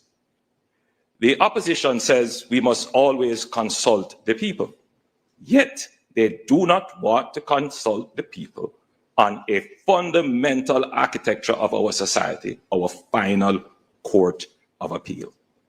They are inconsistent, they are hypocritical, flip-floppers. They were the ones who nudged, encouraged, and agreed with the government that a process should be started for the repatriation of our sovereignty. Midway the process, they have turned around to say they have challenges with it. What is it that they really want? Are you truly a Jamaican? It's time for our next question. It is from Dion Jacks Miller, and it goes to Mr. Golding. Tell him say you're a true Jamaican with your Mr. Golding, declaration certified. the PNP is promising a tax break for small businesses for the first 3 years of formally incorporating, as well as a raft of other targeted tax relief measures. How do you respond to criticisms that your tax plan reintroduces inefficiencies, tax avoidance, and corruption into the tax system that have been eliminated over the past 15 years? First of all, I think the Prime Minister repeated innuendo or direct attack which has been leveled by his party on my nationality. And, you know, I just wanted to just make it absolutely clear that I am indeed born here as a Jamaican. Here is my birth certificate, and it shows I was born at the University Hospital on July 19th, 1965. And it's right here. I hope your camera can pick it up. And I have a copy for you, Prime Minister, right here. And I wish you could provide me with a copy of your certification, but of course you can't do so. Now, on the question of tax, there's a third schedule to the GCT Act now, which has a long list of items which are not subject to GCT that are exempt. We feel that laptops and other devices are critical tools of trade, and it is wrong to tax them, and we are going to add them to that list. And similarly, sports equipment, which is vital for social cohesion. Sports is a critical part of keeping young people away from straying down the wrong path and so on. Why are we taxing those items? That cost of living is already high. So I don't agree. The system we have already caters for items which should not be taxed. And we're simply saying we want to adjust those items to include things that should be there but are not yet there. Dr. Holness? The Jamaica Labour Party is the only political organization to have reduced taxes. We reduced the GCT from 16.5% to 15%. And we have done so in a way that has not compromised our revenues or the sustainability of future programs. All, and I repeat, all the tax suggestions and promises of the opposition will compromise our fiscal arrangements and place us back in debt or result in increased taxes. The best way to provide social services is to identify the persons who need it. Thank you, Dr. Holness. Our next question is from Giovanni Dennis, and it goes to Dr. Holness. The Rio Cobre is a major water source for the St. Catherine Plains and communities in and around Spanish Town. Yet, since 2019, under your watch as Environment Minister, there have been close to a dozen chemical spills causing fish kills and disrupting lives. You say you're a champion of the environment. Why hasn't there been tougher sanctions for the repeated breaches of environmental permits by the companies culpable? The Jamaica Labour Party has put in very tough sanctions, including the requirement for the provision of bonds. We are the only government to have called these bonds and brought polluters to court. We have also started the process of studying the Rio Cobre to ensure that there is no discharge into the Rio Cobre. And this is something that I am personally very serious about, and we will put in legislation to end discharge into the Rio Cobre. It becomes even more important as we have now put in place the Content Rio Corbe water project, for which we are pulling 15 million gallons of water from the Rio Corbe per day. So we must protect that asset. And I give the public my sincere commitment that we will protect the Rio Corbe. Mr. Golding? Quickly, just to say that the JLP is not the only party to have reduced taxes. The PNP reduced the personal income tax rate from 33.33% to 25%. We reduced the GCT rate from 17.5% to 16%. There's been reductions of taxes on both sides. They plan to reduce, they say, income tax from 25 to 15, which is going to help the rich and the ministers who pay themselves 200+% pay increases. On the environmental issue, you are the one who overturned NEPA's decision not to grant a permit for the mining of the Dry Harbor Mountains, which is a very sensitive nature reserve. You're flip-flopping again, Andrew. Our next question is from social media. Over to Amoy Harriot. Well, Archie, Delanor says many Jamaicans would like to see the full rollout of body-worn cameras on our police officers, even more so now, given the increase in fatal police shootings. Will this be something that you'll prioritize should you be elected? Mr. Golding will respond first. First of all, I think it's very important to acknowledge and commend the excellent work done by the police force over the last year and a half in bringing the rate of violent crime, in particular murders in the country, down from the intolerable levels where it had been under this government. More murders committed in Andrew Holness's 2 years in office than any other 2-year term in the history of Jamaica. The police have finally abandoned the failed policies that we did our best to stop, the mass use of states of emergency, which the court has ruled as unconstitutional, and have gone now to a much more targeted approach, a much more strategically sound approach. Having said that, we do feel that it's very important that the public as a whole must have trust and confidence in the police, because the police rely on intelligence and information from the public. And therefore, if the public feel that there's excessive use of force and there's no accountability for it, they're not going to be as cooperative as we need them to be. I think, therefore, it's in the interest of the Jamaican society and the police themselves to have the benefit of body-worn cameras, especially when they go on special operations. So there can be no question, nobody can accuse them wrongly of having used excessive force when the force was legitimate as used. And to the extent that there may occasionally be an excessive use of force, the persons are held accountable for that in accordance with the law. That's what the rule of law requires. Dr. Holness? The government is already in the process of procuring and acquiring body-worn cameras.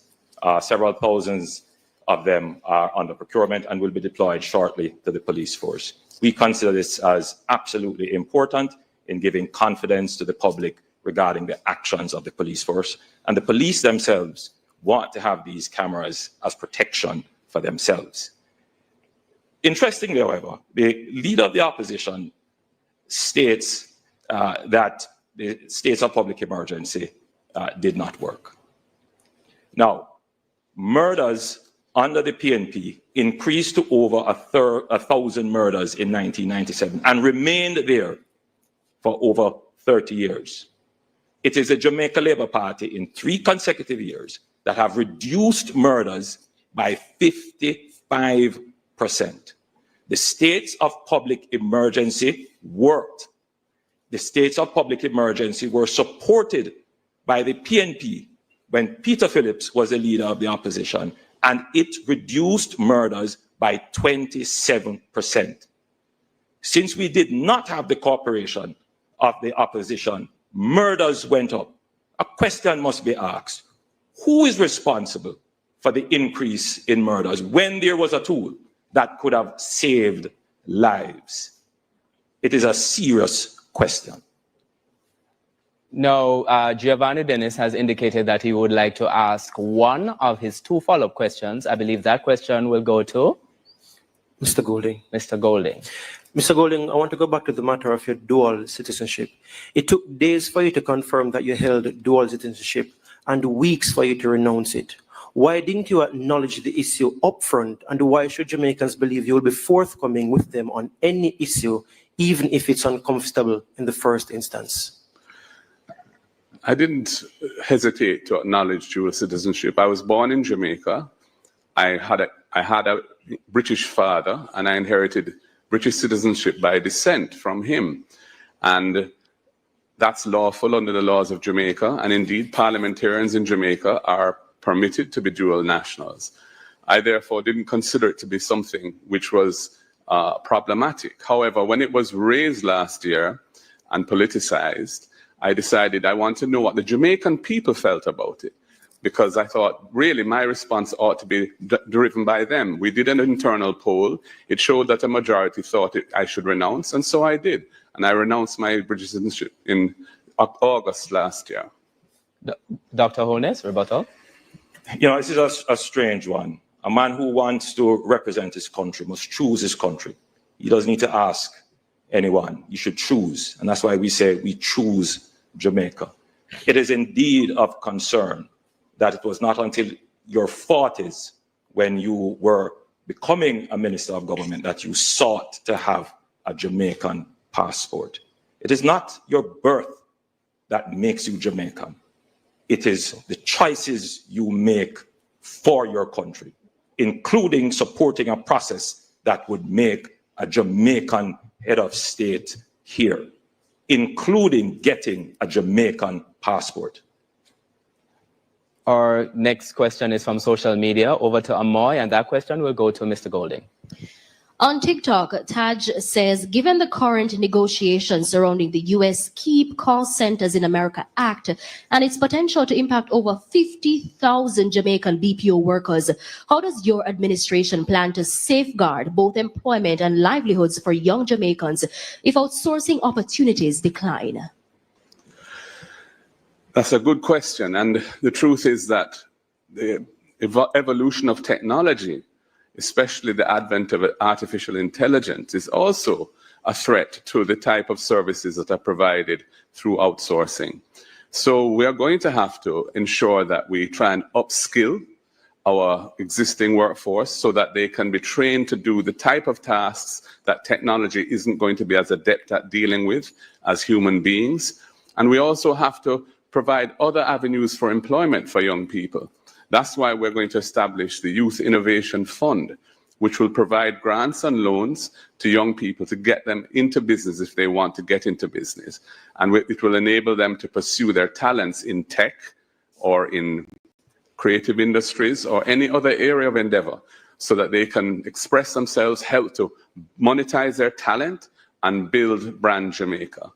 And so those are the types of things that need to be done. We also want to emphasize training and the role of the private sector in training. We'll be giving an incentive, a dollar-for-dollar matching of all businesses who invest in upskilling and training. We will match their investment through the HEART program to encourage them to invest further in training and upskilling the workforce so they can employ more people in higher paying jobs. Right now, too many of our people are struggling in low-income jobs, low-wage jobs, low-tech jobs. The same question goes to Dr. Holness. Well, let me give you some practical and real answers instead of hairy-fairy stuff. Jamaica is already positioning itself for nearshoring and friendly shoring of the recalibration of the global supply chain. And that is why we have made a massive investment in the Caymanas development and in Raintree.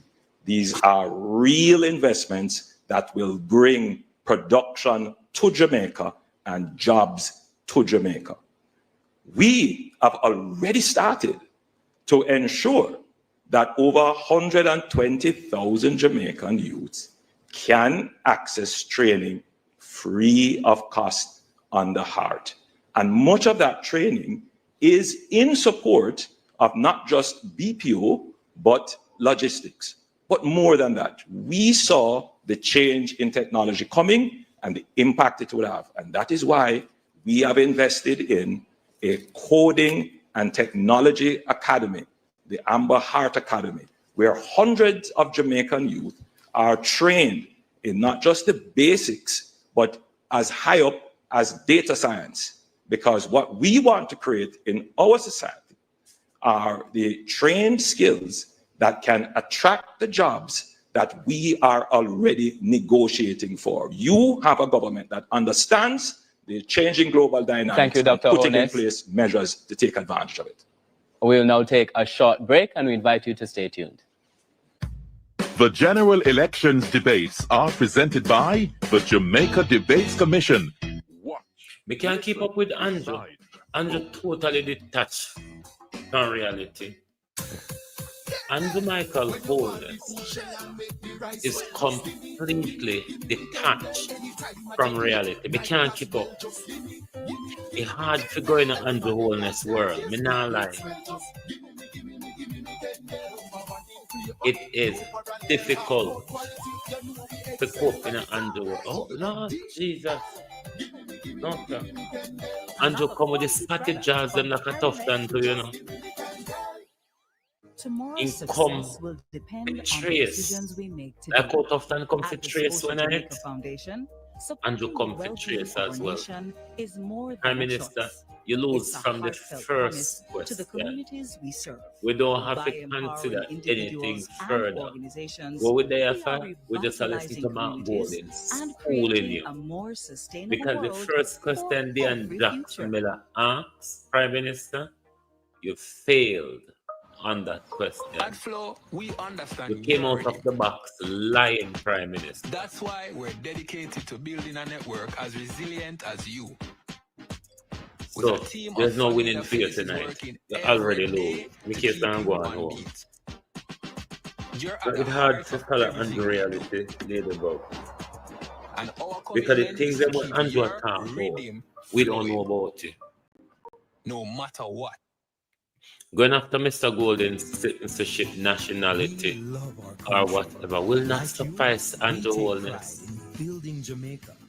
The At resilience least of Mark our Golden people did is cementing what our products, people built perceive to to be the last right for thing. generations. Up until now, Laying the foundation we can't for get your thriving statutory communities, declaration. we're Pauline Dixon, committed how you to do? excellence and quality. Quality Up products, until now, quality relationships. We're all proud Jamaicans working hard. you can't doing present good, building your a statutory sustainable future declaration. for all. That same So unbeatable you go, spirit me runs surprised you through know come up us. with FinSac We yet, you are know. ARC Manufacturing, made You look like true Zara Burton. Put him out. If you want $10,000 US You know, to if I spend chose Zara this Burton, summer, put him what out you where spend they it on? Something nice, with the something FinSac, unforgettable. with the benefit, the benefit when you get from FinSac. Why him not going after Darwin, you're FinSac not gonna see me in the tonight? same outfit twice. Mm. But him try him best stay away from FinSac. But when I notice him just can't keep himself calm though. You notice Andrew Holness when Mark Golden attacked Andrew Holness 14, which is breaking the debating rules. At least none of the other two teams had done the interruption that Andrew come with. You have to ask Andrew what makes you a Jamaican, you know, look like out the Andrew mouth. You be things, you know. You have to Andrew can't even stick to the rule. Andrew interfere with Mr. Golden's time, which even Andrew Holness Juniors never did cross over each other. The man just cannot. look forward to continuing that legacy of trust, providing The man support just cannot and follow solutions rules. for the next generation to succeed. And he's asking us Building to trust him. one generation No, at a sir. time. It's hard to keep up with Andrew, me not lie. It's really hard. When you want the food shell and make the rice well, just give me me can anytime I give Martha Cooper Foundation, how are you? It's really hard to keep up with the Prime Minister, but the People's National Party has won all 3 rounds of the debate. The Prime Minister lost the debate tonight when he answered the first question with a plethora of The lines. general elections debates are presented by the Jamaica Debates Commission in association with Scotiabank for Ever Future, Kendall, the taste of quality, Sagicor Group, building trust one generation at a time. Flow, NCB, Arc Manufacturing, Water, JN Group, Lasco Chin Foundation, Pan Jamaica Group, Miss Birdie, H&L Homes, and VM Group. Watch, listen, decide, vote. Welcome back to the Leaders Debate presented by the Jamaica Debates Commission. We invite you, the public, again, to send us your questions via direct message on Instagram, Facebook, and TikTok to Jamaica Debates. We now ask Dion Jackson Miller to start this segment with a question for Dr. Andrew Holness. 2021, you were appointed to the Queen's Privy Council and the Ancient Advisory Body, and your administration's recent attempt at constitutional reform would have seen the removal of the British monarch from Jamaica's parliament and executive in phase 1, but not from our judiciary. Opposition or no opposition, referendum or not, can you tell us your position, whether you support the removal of the Privy Council as Jamaica's final court, and if so, when? My position is that Jamaica should have its own local court as its final appellate court. But I also do respect the Caribbean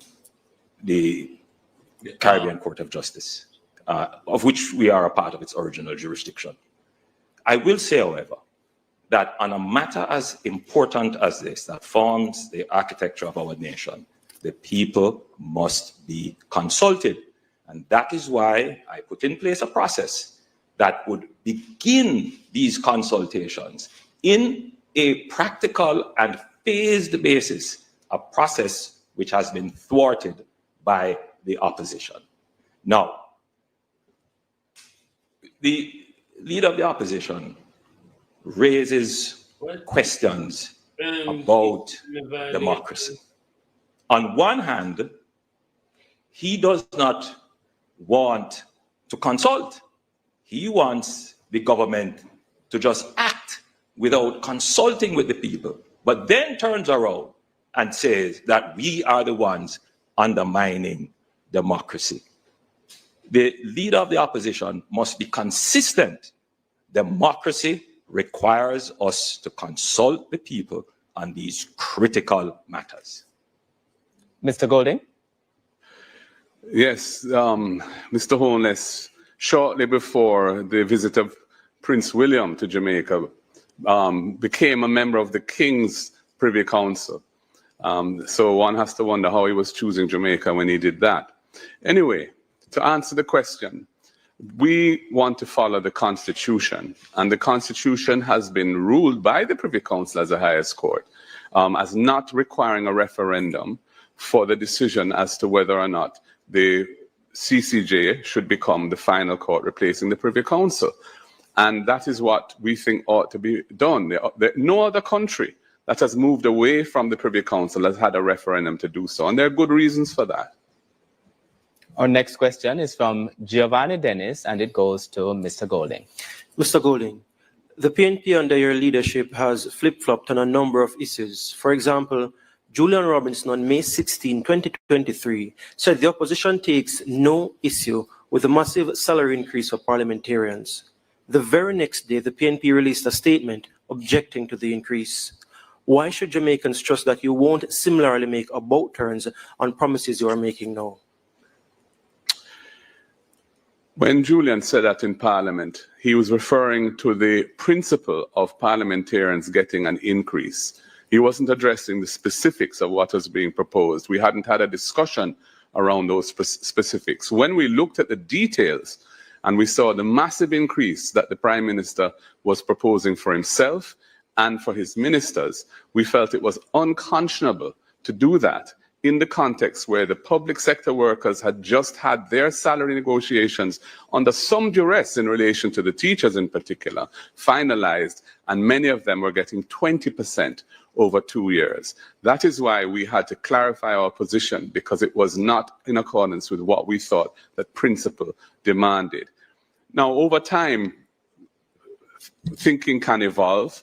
People change their positions on issues. So, for example, We are looking at this whole question of the 3.5 salary, the $3.5 million threshold increase. And we've seen where as the debt target is achieved and resources can be released, it can be afforded. We weren't calling for 3.5 2 years ago, but we see that the need, inflation, etc., have happened. Cost of living pressures are there. Our evolution, our thinking has evolved, and we think that this is the right thing to do now, and we're committing ourselves to it. So, you know, I don't think the criticism is justified. Thank you, Mr.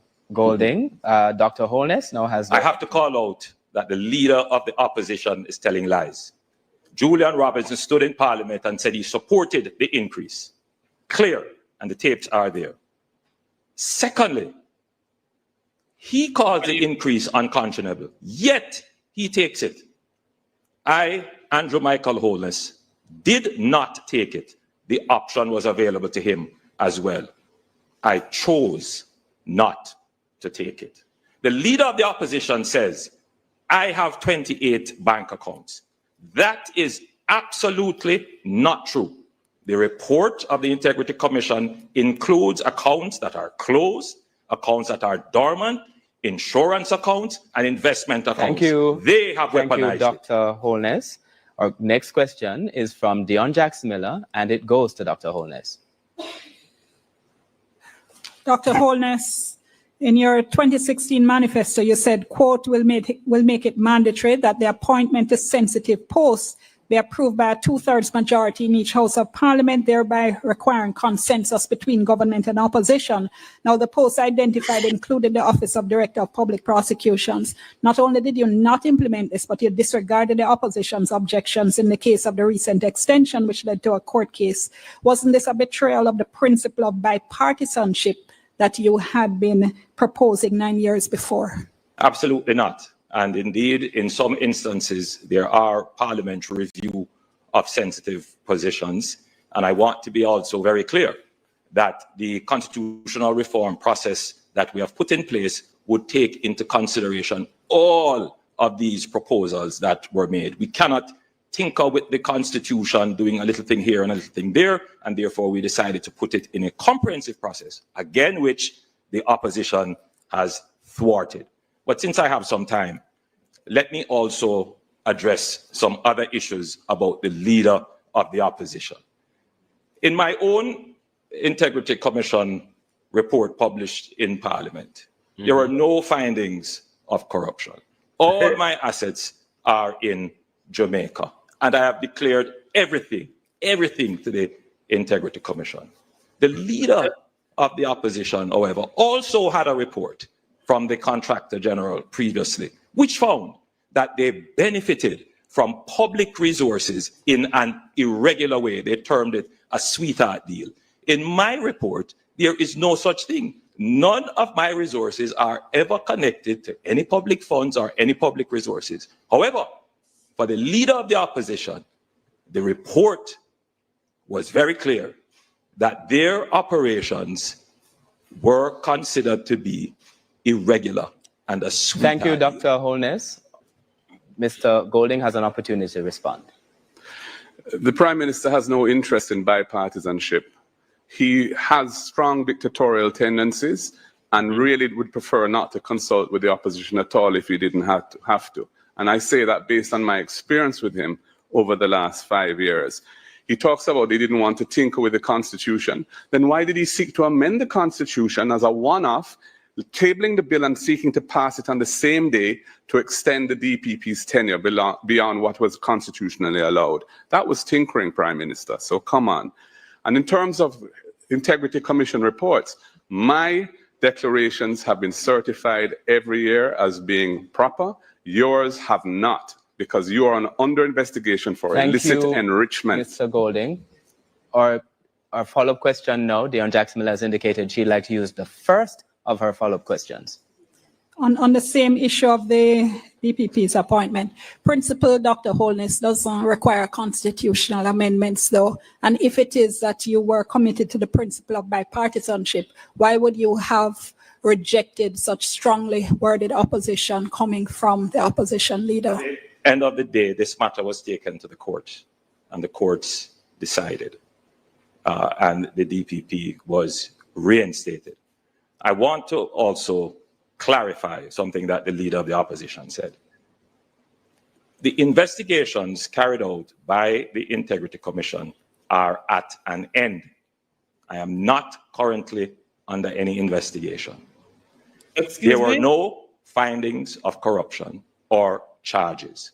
The leader of the opposition continues to try to weaponize these things because that is the only crutch he has to stand on. I, Andrew Holness, am thoroughly transparent. Thank you, Dr. virtue Holness. of this Thank you, Dr. investigation. Holness. Mr. Golding has the opportunity to respond. Again, Andrew Holness is being disingenuous and tricky. The Integrity Commission referred his matters to the Financial Investigations Division, a law enforcement agency charged with investigating serious financial crimes, for further investigation. What was his response? When there was a vacancy at the head of it, he sought to appoint or influence the appointment of somebody who is his close personal friend and who had said publicly on nationwide radio that he didn't see anything wrong in the report on Mr. Holness's financial situation, the Integrity Commission's report.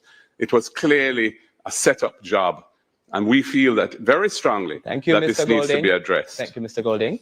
Our next question is from social media. I'm going to hand over to Amoy. Malik on Facebook says, many Jamaicans feel the economic growth that's been reported hasn't lowered their grocery bills or electricity costs. How do you measure economic success beyond the statistics? Dr. Holness has the opportunity to respond first. The first measure is income. And 280,000 jobs have been created in Jamaica, which means that more Jamaicans have income. There is a rise in income.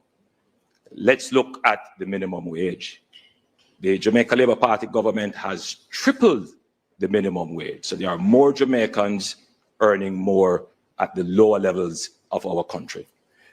Further, access to basic amenities. 350,000 Jamaicans have access to potable water.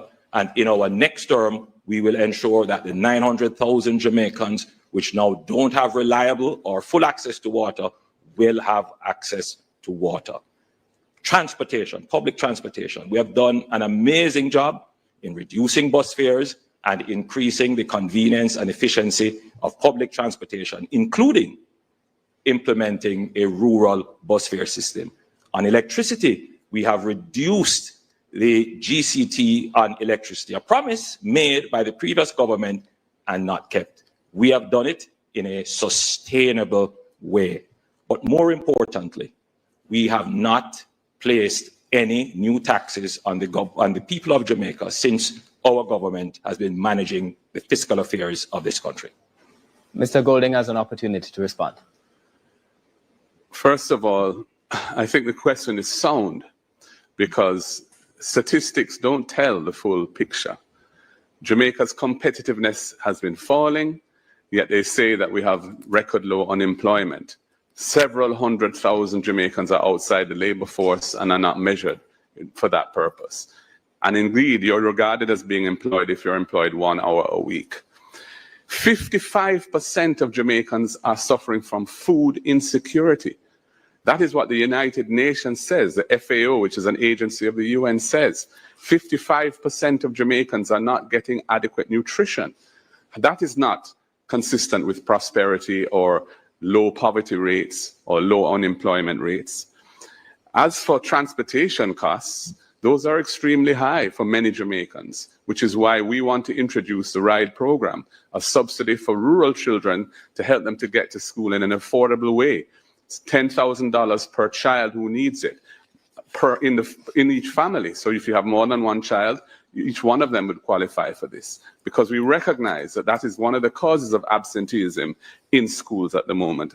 As for electricity, the rate and cost of electricity under this government has gone way higher than where we left it at 23 cents per kilowatt hour. Now it's over 40. And as for the GCT, they are providing a subsidy at the moment, but they haven't said for how long, and there's no commitment to keep Thank it you, on. Mr. Golding. We are now going to be taking a short break, and we invite you to stay tuned. The general elections debates are presented by the Jamaica Debates Commission. Watch, listen, decide, vote. Andrew knows same and do bad enough. Every generation. He knows he's doing horrible. For 55 years, Sagicor has been helping Jamaica. It will be a shame and disgrace across social media tomorrow. We look forward to continuing that legacy of trust. TikTok will be awash tomorrow with clips and crops of the Prime Minister speaking gibberish, telling lies. One generation at a time. It's really hard to keep up with Andrew Holness, but not telling a lie, because I don't know what he's talking about. The decisions we make today. At the Scotia Jamaica Foundation, I don't know what Andrew Holness is talking about. So I really cannot keep up with him. It's a heartfelt He promise is not to the in the communities room we serve. that By Mark Golden is empowering in. individuals and organizations Mark Golden are have beat him revitalizing on the integrity communities still, you know. and creating a more sustainable Every world lying for tell, every future. Mark Golden fact check it. Mark Golden come tonight prepared to fact check Andrew Holness.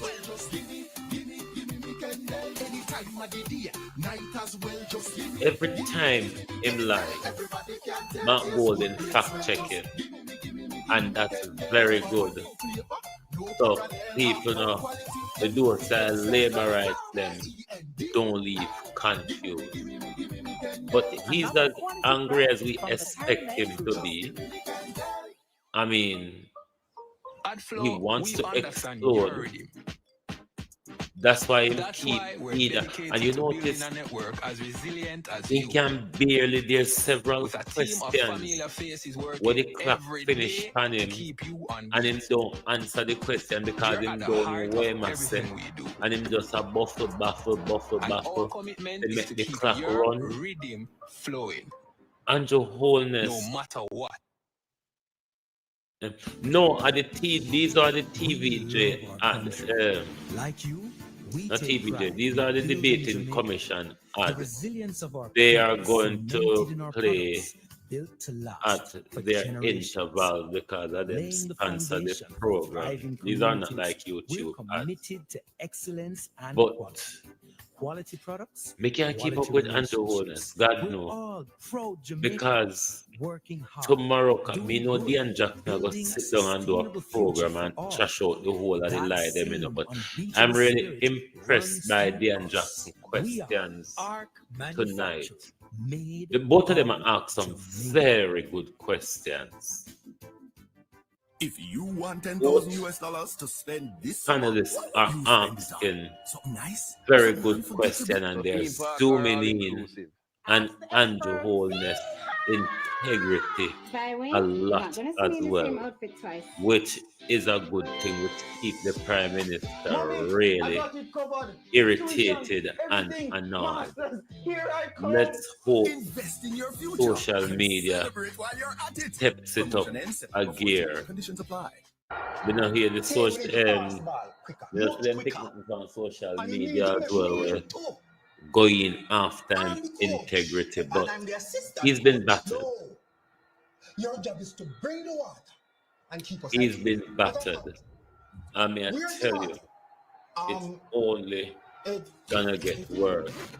But him and the labor rights them are gonna claim victory, just like President do. Sorry. Every generation. With the other debate, them they run around For and 55 claim years, victory, Sagicor all has when been helping Jamaicans everybody realize else their in dreams. the As media we celebrate our past, we look give it to forward the continuing PNP. that legacy of Of trust, course, the Prime Minister will providing run out support and financial and claim solutions victory tonight. for the But next generation. to Prime succeed. Minister failed Sagicor, building and trust, lost the debate one from the generation first at a question time. he answered with a plethora of lies.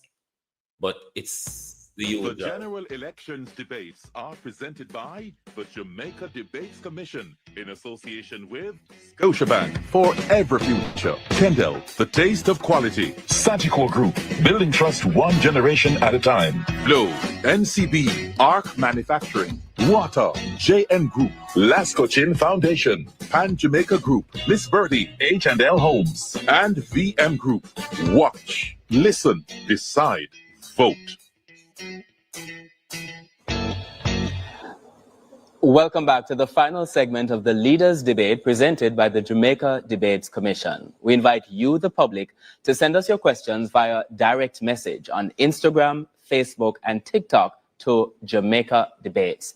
Now, this segment actually begins with a follow-up question. Giovanni Dennis has indicated that he'd like to ask one of his follow-up questions, and that goes to Dr. Andrew Holness. Dr. Holness, on the matter of your government's hostility towards accountability institutions, in a world where journalists reporting on the conflict in Gaza are being murdered, the constant attacks on the press in Jamaica by both political parties undermine press freedom and has been reflected in Jamaica's slippage on the World Press Freedom Index. We have just seen the release of the names of journalists that both political parties objected to participating in the national debates. Why do both parties continue to undermine press freedom and put journalists in danger? To be clear, my political party does not undermine press freedom. To be clear, my political party did not object. The objections came from the PNP. And historically, it is the PNP that has been vociferous, including attacking a particular radio station.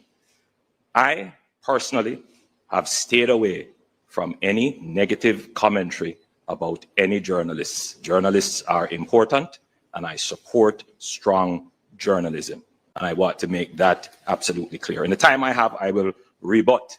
I am in no way associated with the head of the FID. My understanding is that the head of the FID is a friend. Thank you, Dr. Holness. Thank you, Dr. Holness. Mr. Golding has the opportunity to respond.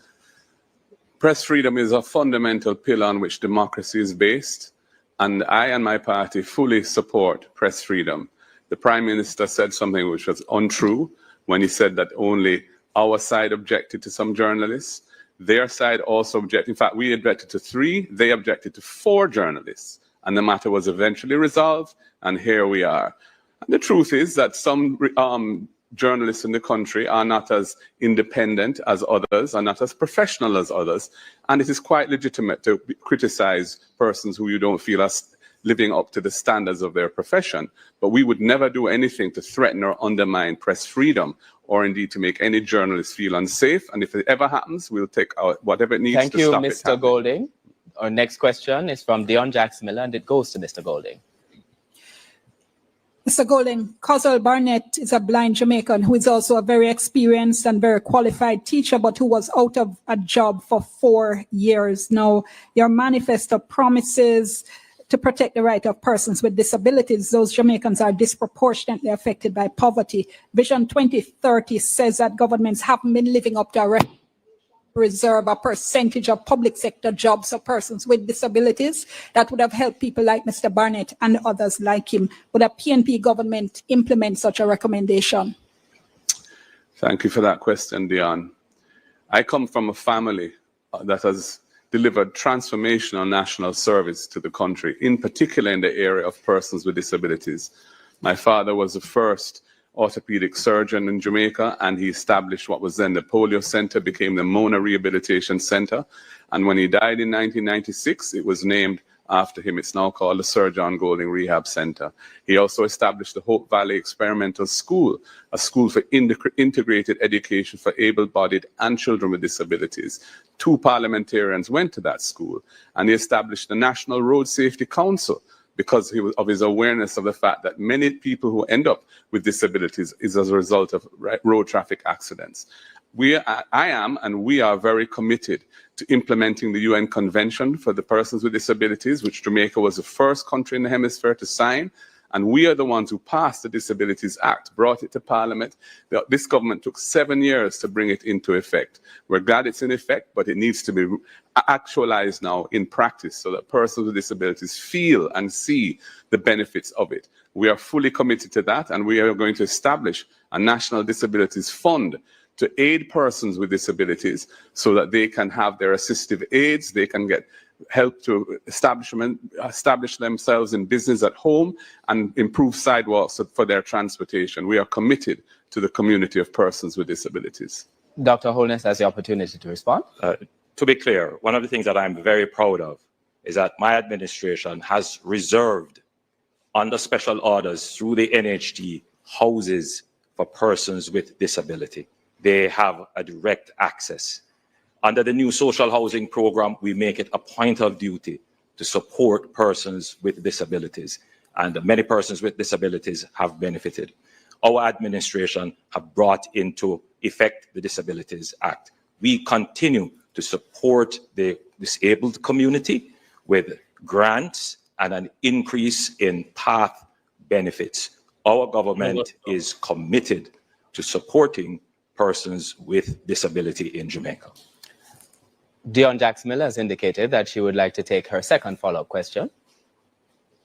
Yes, Mr. Golding, we hear the broad statements of policy and principle, but what persons with disabilities want are jobs, which is why I'm asking specifically if your administration would implement a recommendation to reserve a certain percentage of public sector jobs for persons with disabilities. Yes, we have committed to that across MDNAs, ministries, departments, and agencies, that we would like to see quotas or an allocation for the disabilities community to have the benefit of employment opportunities in the public sector.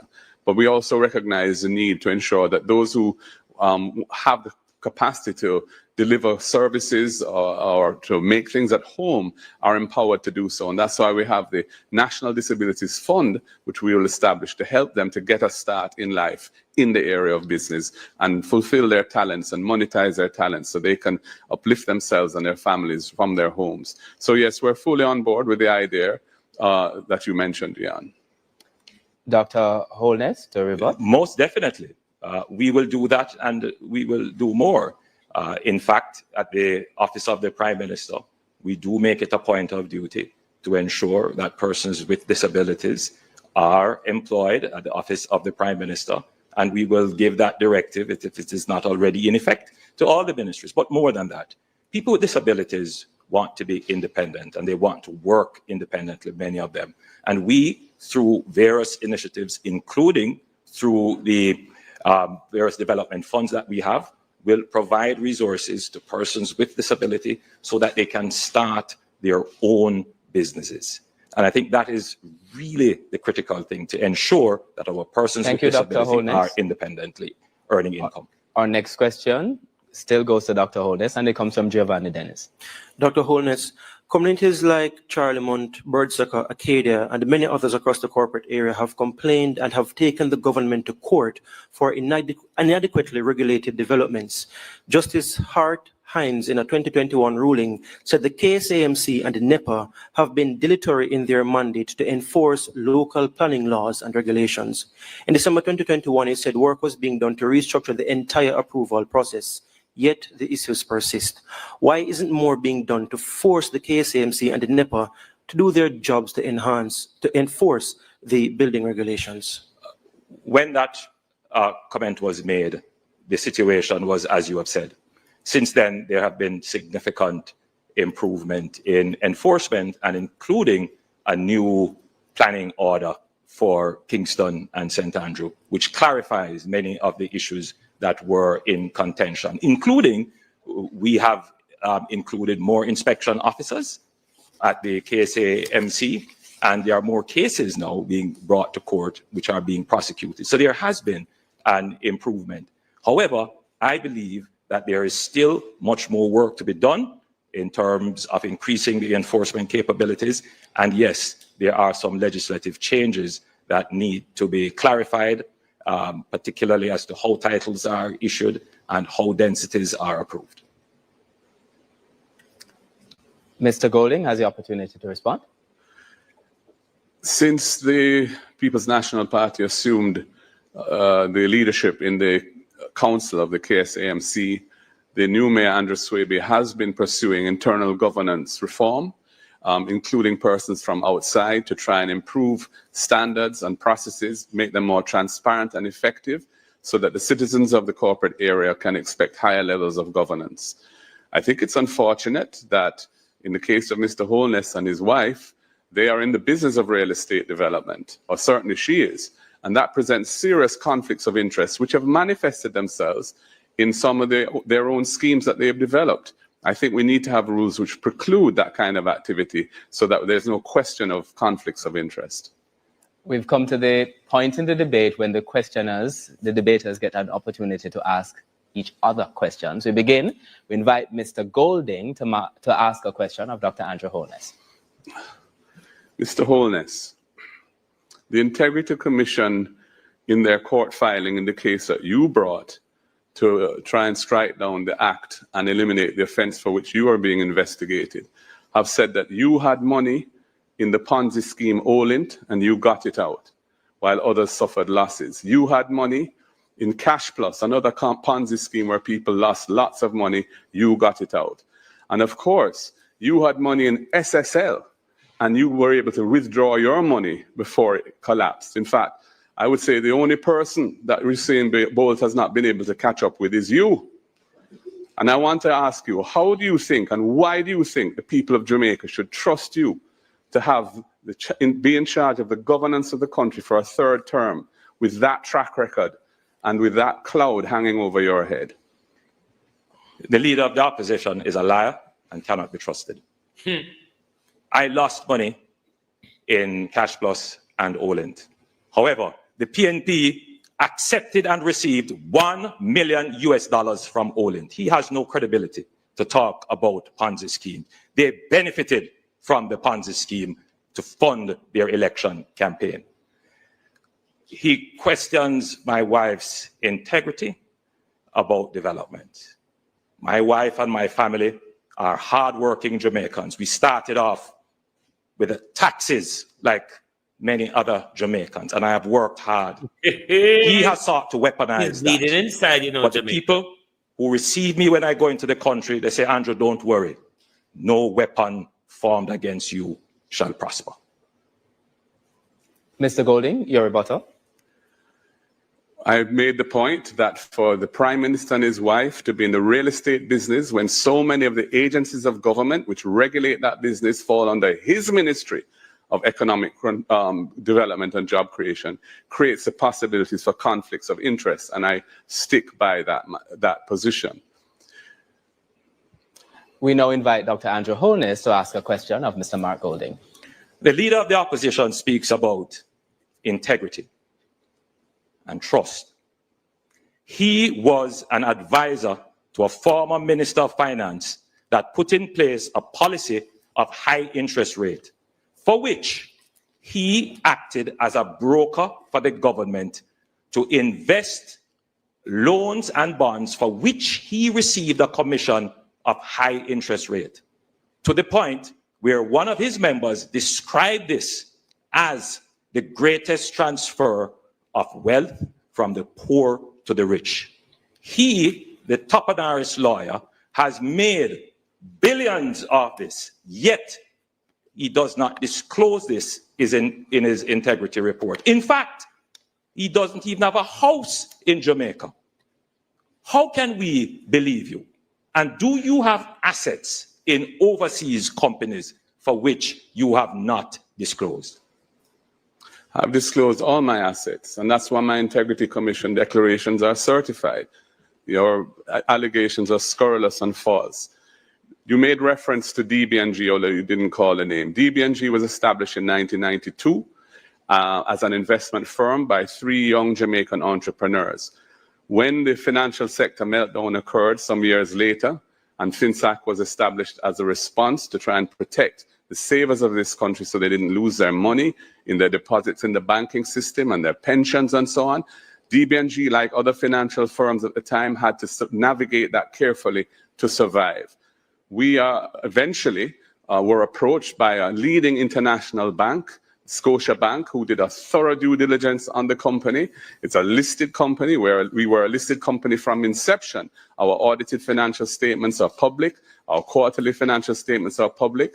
They looked at us inside out and upside down, found nothing, absolutely nothing untoward, and they bought the company.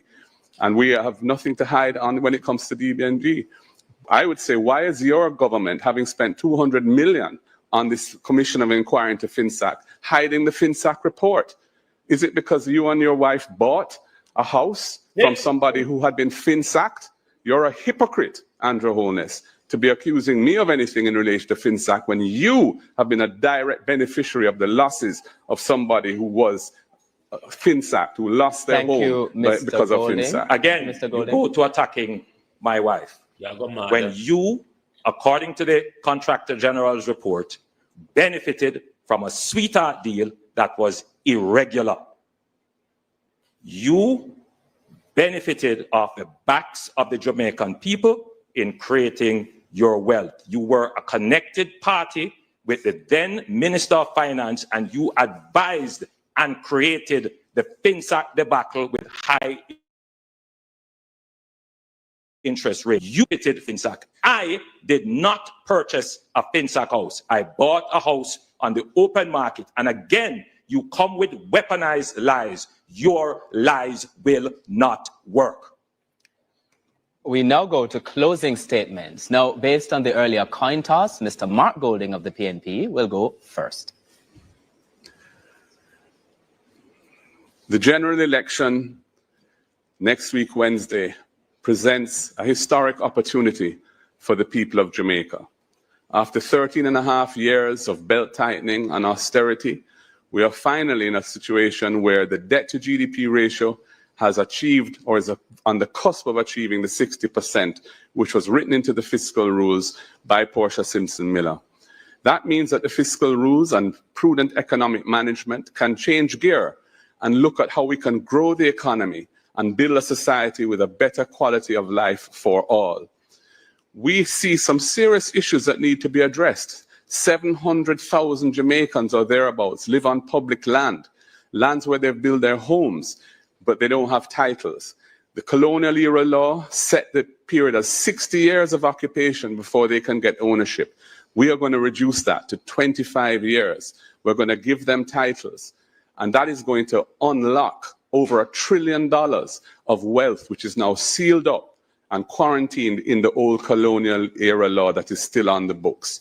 That is why also we're increasing the threshold to 3.5 million. So working families who are struggling to make ends meet can get a little break so they can live a better life. It's why we're going to be removing the tax from the overtime pay of workers earning up to $6 million so they can make it easier in life as well. And when I govern the country as Prime Minister to serve you, I will ensure that accountability and transparency are at the center of what we do, and any hanky-panky, any violation of the public trust will be met with the full force of the law with no protection from me. And that is a huge difference between the government I will lead and the government of Andrew Holness. That is why I'm asking you, on Election Day, next Wednesday, vote for the People's National Party. Put your ex beside the head. Time come for a better life. We now invite Dr. Andrew Holness of the JLP to go ahead with your closing statement. The administration that I lead on your behalf has cut the debt in half. We have created 280,000 new jobs, brought in 85,000 persons into the labor force. We have tripled the minimum wage. We have cut murders by 55% over the last 3 years. You have had no new taxes to worry about. This administration has taken on the previously thought of impossible to solve problems, and we have solved them. We are an administration of performance.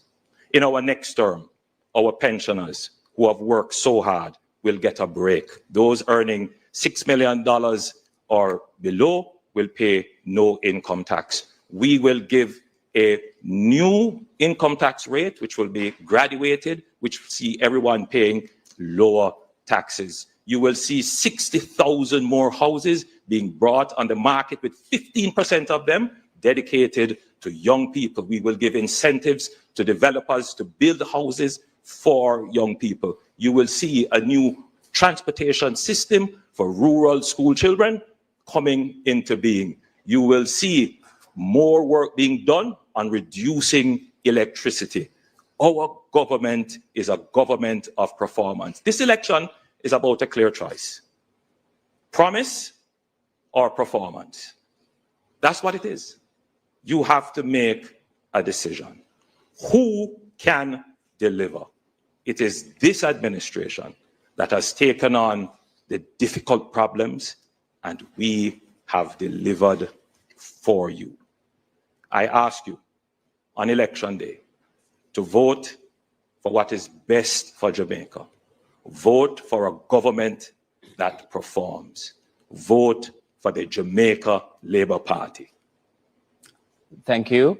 Thank you, Dr. Holness. Thank you, Mr. Golding. In the good spirit of the debates, we now invite Dr. Holness and Mr. Golding to shake hands.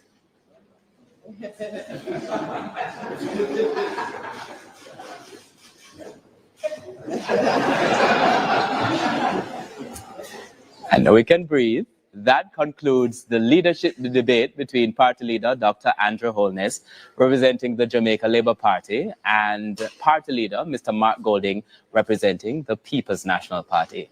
Our sincere thanks to both party leaders and all the debaters. This was the final debate in the 2025 General Election Debate Series. Thanks for joining us. Thanks to our studio audience, our production crew, production and funding partners, and most of all, our viewers and listeners all across Jamaica and the diaspora. I am Archibald Gordon. Good night.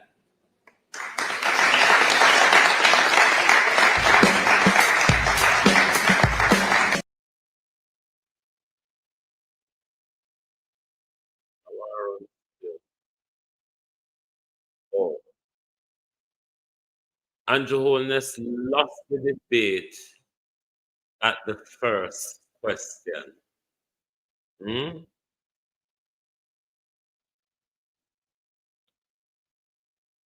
Andrew lost at the first question.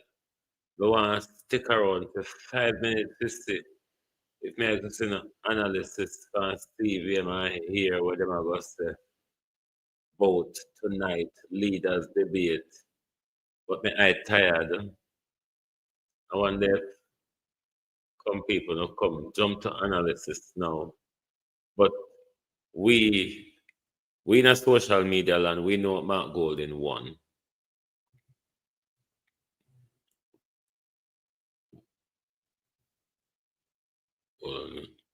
Edition National Debates Vibe. We're talking to our in-studio panelists, and we have Mr. Marlon Morgan of the Jamaica Labour Party's Communication Task Force. We have Roger Bent. He is a political commentator. And we also have Mr. Atkins from Jade, who will be helping us to dissect what we just saw. In addition to that, we are rejoined by Carla Ramdeen, our in-studio assistant, with our in-studio audience. They've been riled up, fired up, excited, all the other things. But high-intensity debate. And I want to start with Mr. Morgan. Your interpretation of what just happened. Who won? Who would you say and why? All right, so just to be clear, as we saw just now in the debate, there are some issues that the Jamaican people at home and in the diaspora, would have wanted to hear probed, but the debate is limited to the questions and the issues that actually emanated from the questions posed by the panel of questioners, including, of course, the social media questions. Now, we did get a range of leadership-related and governance-type issues, particularly issues concerning the architecture of Jamaica, issues concerning, of course, accountability in public office, and you heard some other matters having to do with economic prescription and economic program proposals, not least the 3.5 threshold on the part of the PNP, and the GLP is 15%. For me, all in all, the debate was a useful and spirited one, perhaps too many of the, an overkill, as it were, in terms of some of the attempts at, personal attacks. You would have heard Mr. Atkins earlier for warning, as it were, about the ad hominem, because there's a segment of the viewership who consider those things as detracting, as it were, from some of the issues that the people really want to hear about and the issues that people want to really care about. But in the main, for me, the clear and distinct winner of the debate is Andrew Michael Holness. He in keeping with what I have noted here as the issues I want to hear about in the debate and what I want to glean from the debate, has exhibited a command of the issues, a grasp of the issues. He has set out, to the extent that the questions afforded him so to do, a vision for Jamaica's development and transformation. You heard him trotting out issues in relation to skills training for young people. And of course, he mentioned the technology park. He mentioned coding, such things as, the jobs that will yield higher paying jobs, the things that will yield higher paying jobs. So Holness is the winner for me. Mark Golding came with, a clear agenda to delve into propaganda and, of course, peddle falsehoods on the national stage. And those things were called out, as it were, by Mr. Holness, including the allegation that Mr. Holness purchased a home from a person who was fin-sacked, not Nagoso, in plain and clear Jamaican terms. All right, Mr. Bent, I don't know how you're going to choose your winner, but hold on the winner and so forth. For now, which is good. Yes. Which is good. In debating, there's something called early call. All right. And my early call really is it's even Stevens. Maybe after discourse, we can do another weighting, but right now it's pretty even. Yeah, no, I think overall, I'm not disappointed. I'm excited. It was a wonderful intellectual debate. Both men sparred. They shared their visions and their ideas, and it was really and truly good to hear them. They both sounded confident. They both sounded as if they know what they're talking about. They have earned their spaces as leaders of their separate parties. Did these debates in any way sway, do you perceive, Mr. Atkins? React. Just react. Tell me what you felt, what you saw, what you learned. Honestly, it was a debate that I think clarified for me the integrity, I'd say, first of all, and the character of a lot of the both leaders, actually. In terms of will it sway a lot of people, I think Mark Golding really outdid himself. And I think that is something that would probably sway a few people, I guess. In terms of the issues being discussed, though, I'd agree with Mr. Bent. I am still very on the fence. I don't think I was particularly swayed. I'm literally torn right now. You see, if I may, just to also speak to that issue, Mark Golding came into this debate fighting a cultural war, right? There's an unsaid issues about his ability to relate to people, because of his color, his wealth, etc., his ability to assimilate culturally with the Jamaican, etc., etc. I think he's responded to that. I think he's covered that, issues with his duality and all those things, he's covered it. So I think he's really given himself a brilliant platform here. I think I have to venture a comment. Hold on, let me see if we find not now going over TVJ. Of not answering the question, but they both stuck to their script, and it was a respectable debate. I would say, if I were to compare it with debates on this side of the pond, certainly that debate was far more respectful in terms of for leadership of a country. You think feathers were barely ruffled? Well, the responses didn't result in shouting. There was grandstanding and, of course, pointing. We are Jamaicans. We love point fingers, right? Yes. A lot of finger pointing, but I thought it was still composed and respectable. Let me go over to Jamelia Maitland. She has some responses from our friends on social media. You send your responses to hashtag TVJ Debates 2025, also responses from Facebook. Let's see what we have there, Jamelia. All right, she will come on in just a moment. So let's just go and queue up for those who've missed it. One of the first in the opening, the question from social media on the corrupt practices. That one went to Andrew Holness and his response, and then Mark Golding's rebuttal, bringing in a matter that has been discussed quite heavily, this issue of 28 bank accounts. Let's go to that question and answer. This instance, the question, you have 9 90 seconds to answer, and we begin with Dr. Holness.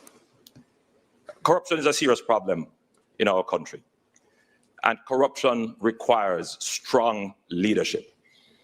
From my position as Prime Minister, I have taken action against any member of my political party that has been involved or accused of anything that suggests corruption. In my own case, I have been investigated for a year with an expert forensic auditor. The findings of that report have suggested no corruption. There have been no charges.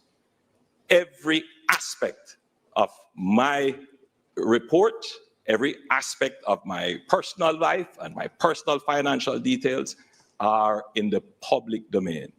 I am the politician about which Jamaica knows the most. And therefore, I am the politician who can stand with the greatest moral authority to treat with any matter that is considered corrupt, as I have done in the past. And I want to give this assurance to the Jamaican people that you know me, you know about me, you can trust me, and you know that I stand against corruption.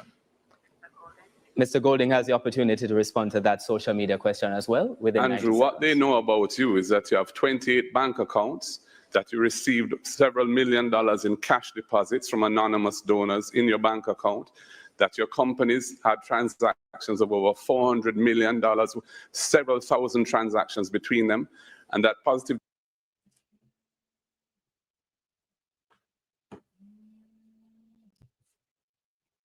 Welcome to the audio. Our CVM lose internet. No CVM TVJ.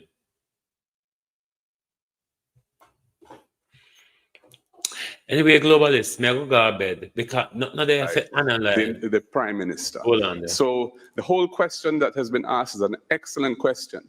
And we really need to step up our vigilance against corrupt behavior, nepotism, and cronyism. The volume of scandals under this Jamaica Labour Party government is unprecedented. Over the number of ministers who have had to be removed from frontline duty, many of them parked in the naughty corner in OPM rather than being sacked. It is a disgrace to the country, and your personal situation where you're operating under a deep cloud because your Integrity Commission declarations are not certified also is something which Jamaica cannot go forward with. That was part of the first salvo. Tell me about that particular moment, Jermaine Barrett, the commencement of the rebuttal by Mark Golding. So I think Mark Golding raises some very, very important concerns having to do with the Prime Minister. There is a deadlock. Yes, Jamaicans are being pulled to and fro.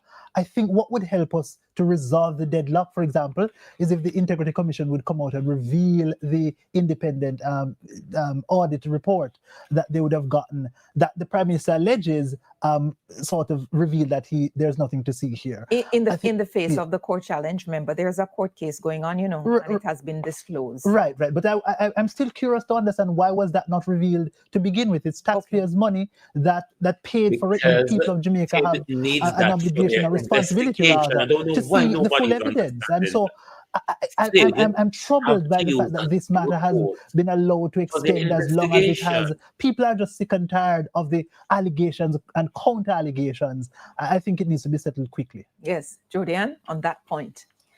I thought that it was two people who were giving half an answer to that social media question. The question was about low voter turnout, people refusing to vote because they believe that both parties are corrupt. You answer half the question. So they've both zoomed in and focused on the corruption point with as we had spoken about earlier, Mark Golding using this as an opportunity to hammer in now some of the stories that have made their way around seeking to harm Andrew Holness in this debate. He later on comes back in the debate and speaks about those 28 bank accounts. But the presence in that moment of Mark Golding speaking about them certainly then doesn't allow for Andrew Holness, because he's the person that went first, to go back and immediately rebut, which leaves for many people Mark Golding having left something on the table for persons to go, the parked in the naughty corner comment with persons not being removed from government, but instead put in the office of the Prime Minister is a serious thing that the Prime Minister hadn't responded to and hadn't moved back on. And we saw then an opposition leader being able to throw bombshells and not have any response back in ways that damage the Prime Minister. But in terms of the naughty corner, is that actually true? Are there ministers parked there without? So the idea is it is not fact.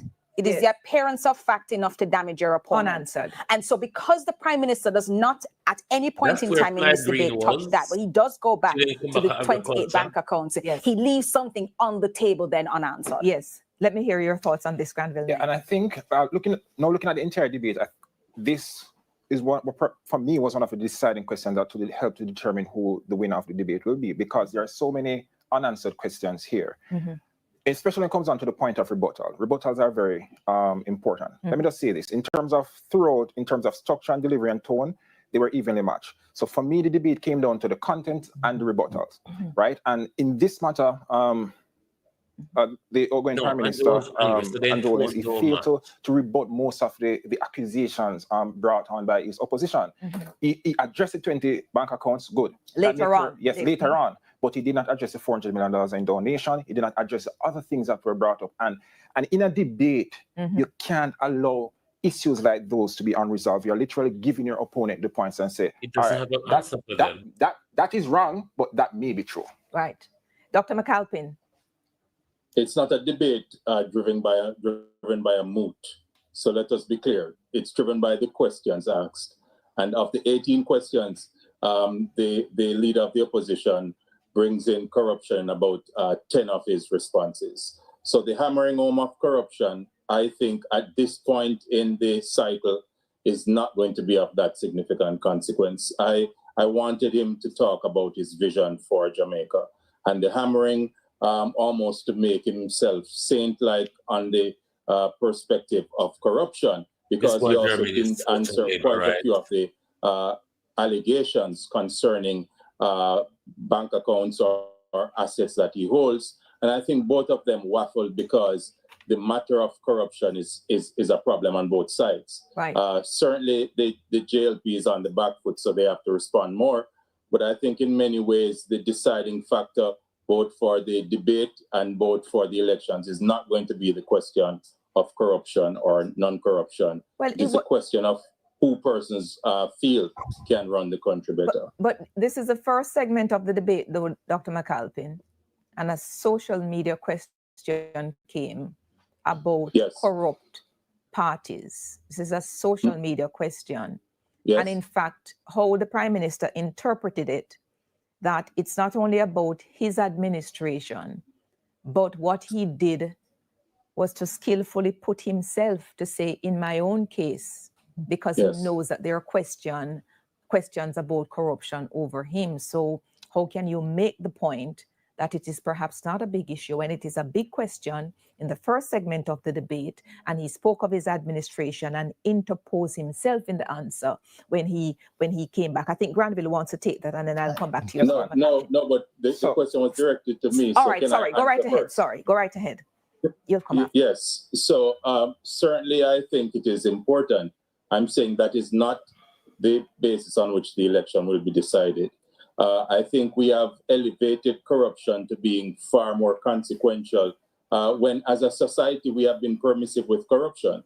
And in most instances, we like to talk about unilateral corruption, about corrupt politicians, but in many ways, we are not assessing that even when we talk about the transparent international rankings, it's a perception of corruption. And so I think we are far overplaying this item of corruption. That's my perspective. Let me hear Granville Knight. Okay, so I'm not saying that corruption is the issue or determining factor in this debate. I'm saying that this question that was asked was a deciding factor in this debate. And let me explain.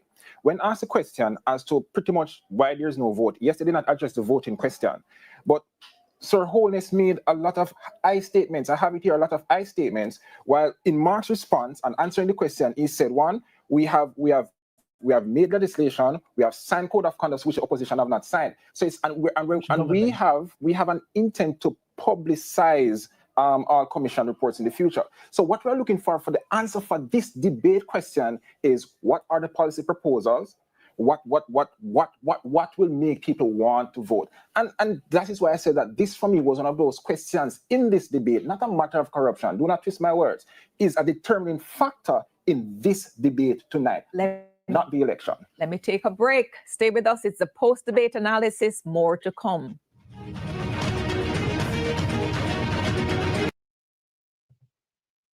Globalist, may I go bed? Mark Golding won the debate. Mark Golding did excellent, as we expected. Andrew was as angry as we expected. Andrew tell as much lies as we expected. Andrew Holness was a failure, as we expected. Thank you very much for being here with us tonight on the final leg of the debate. All 3 rounds go to the People's National Party. Thank you all. Thank you. And see you in the morning, where we'll continue to look at the analysis in the morning. But it was a loss, a colossal loss for Andrew Holness. Thank you very much, and good night from Global TV.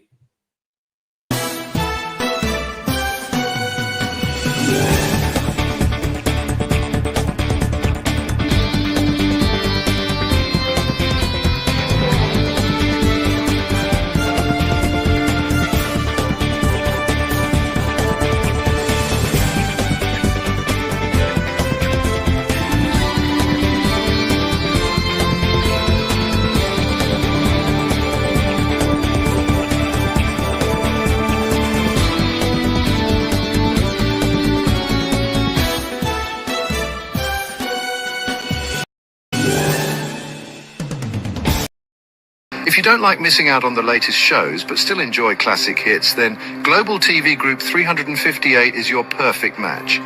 Global TV Group 358 isn't just another channel, it's your ultimate TV experience. From breaking news to binge-worthy dramas and timeless classics, we've got it all. Our unique blend of original content and global favorites means there's something for everyone. And guess what? With GTVG's seamless streaming, you can watch anywhere, anytime. Plus, our interactive features let you be part of the action. So, whether you're a seasoned binge watcher or a casual viewer, Global TV Group 358 is here to keep you entertained day and night. Don't just watch TV, experience it with Global TV Group 358. Subscribe now and never miss a moment.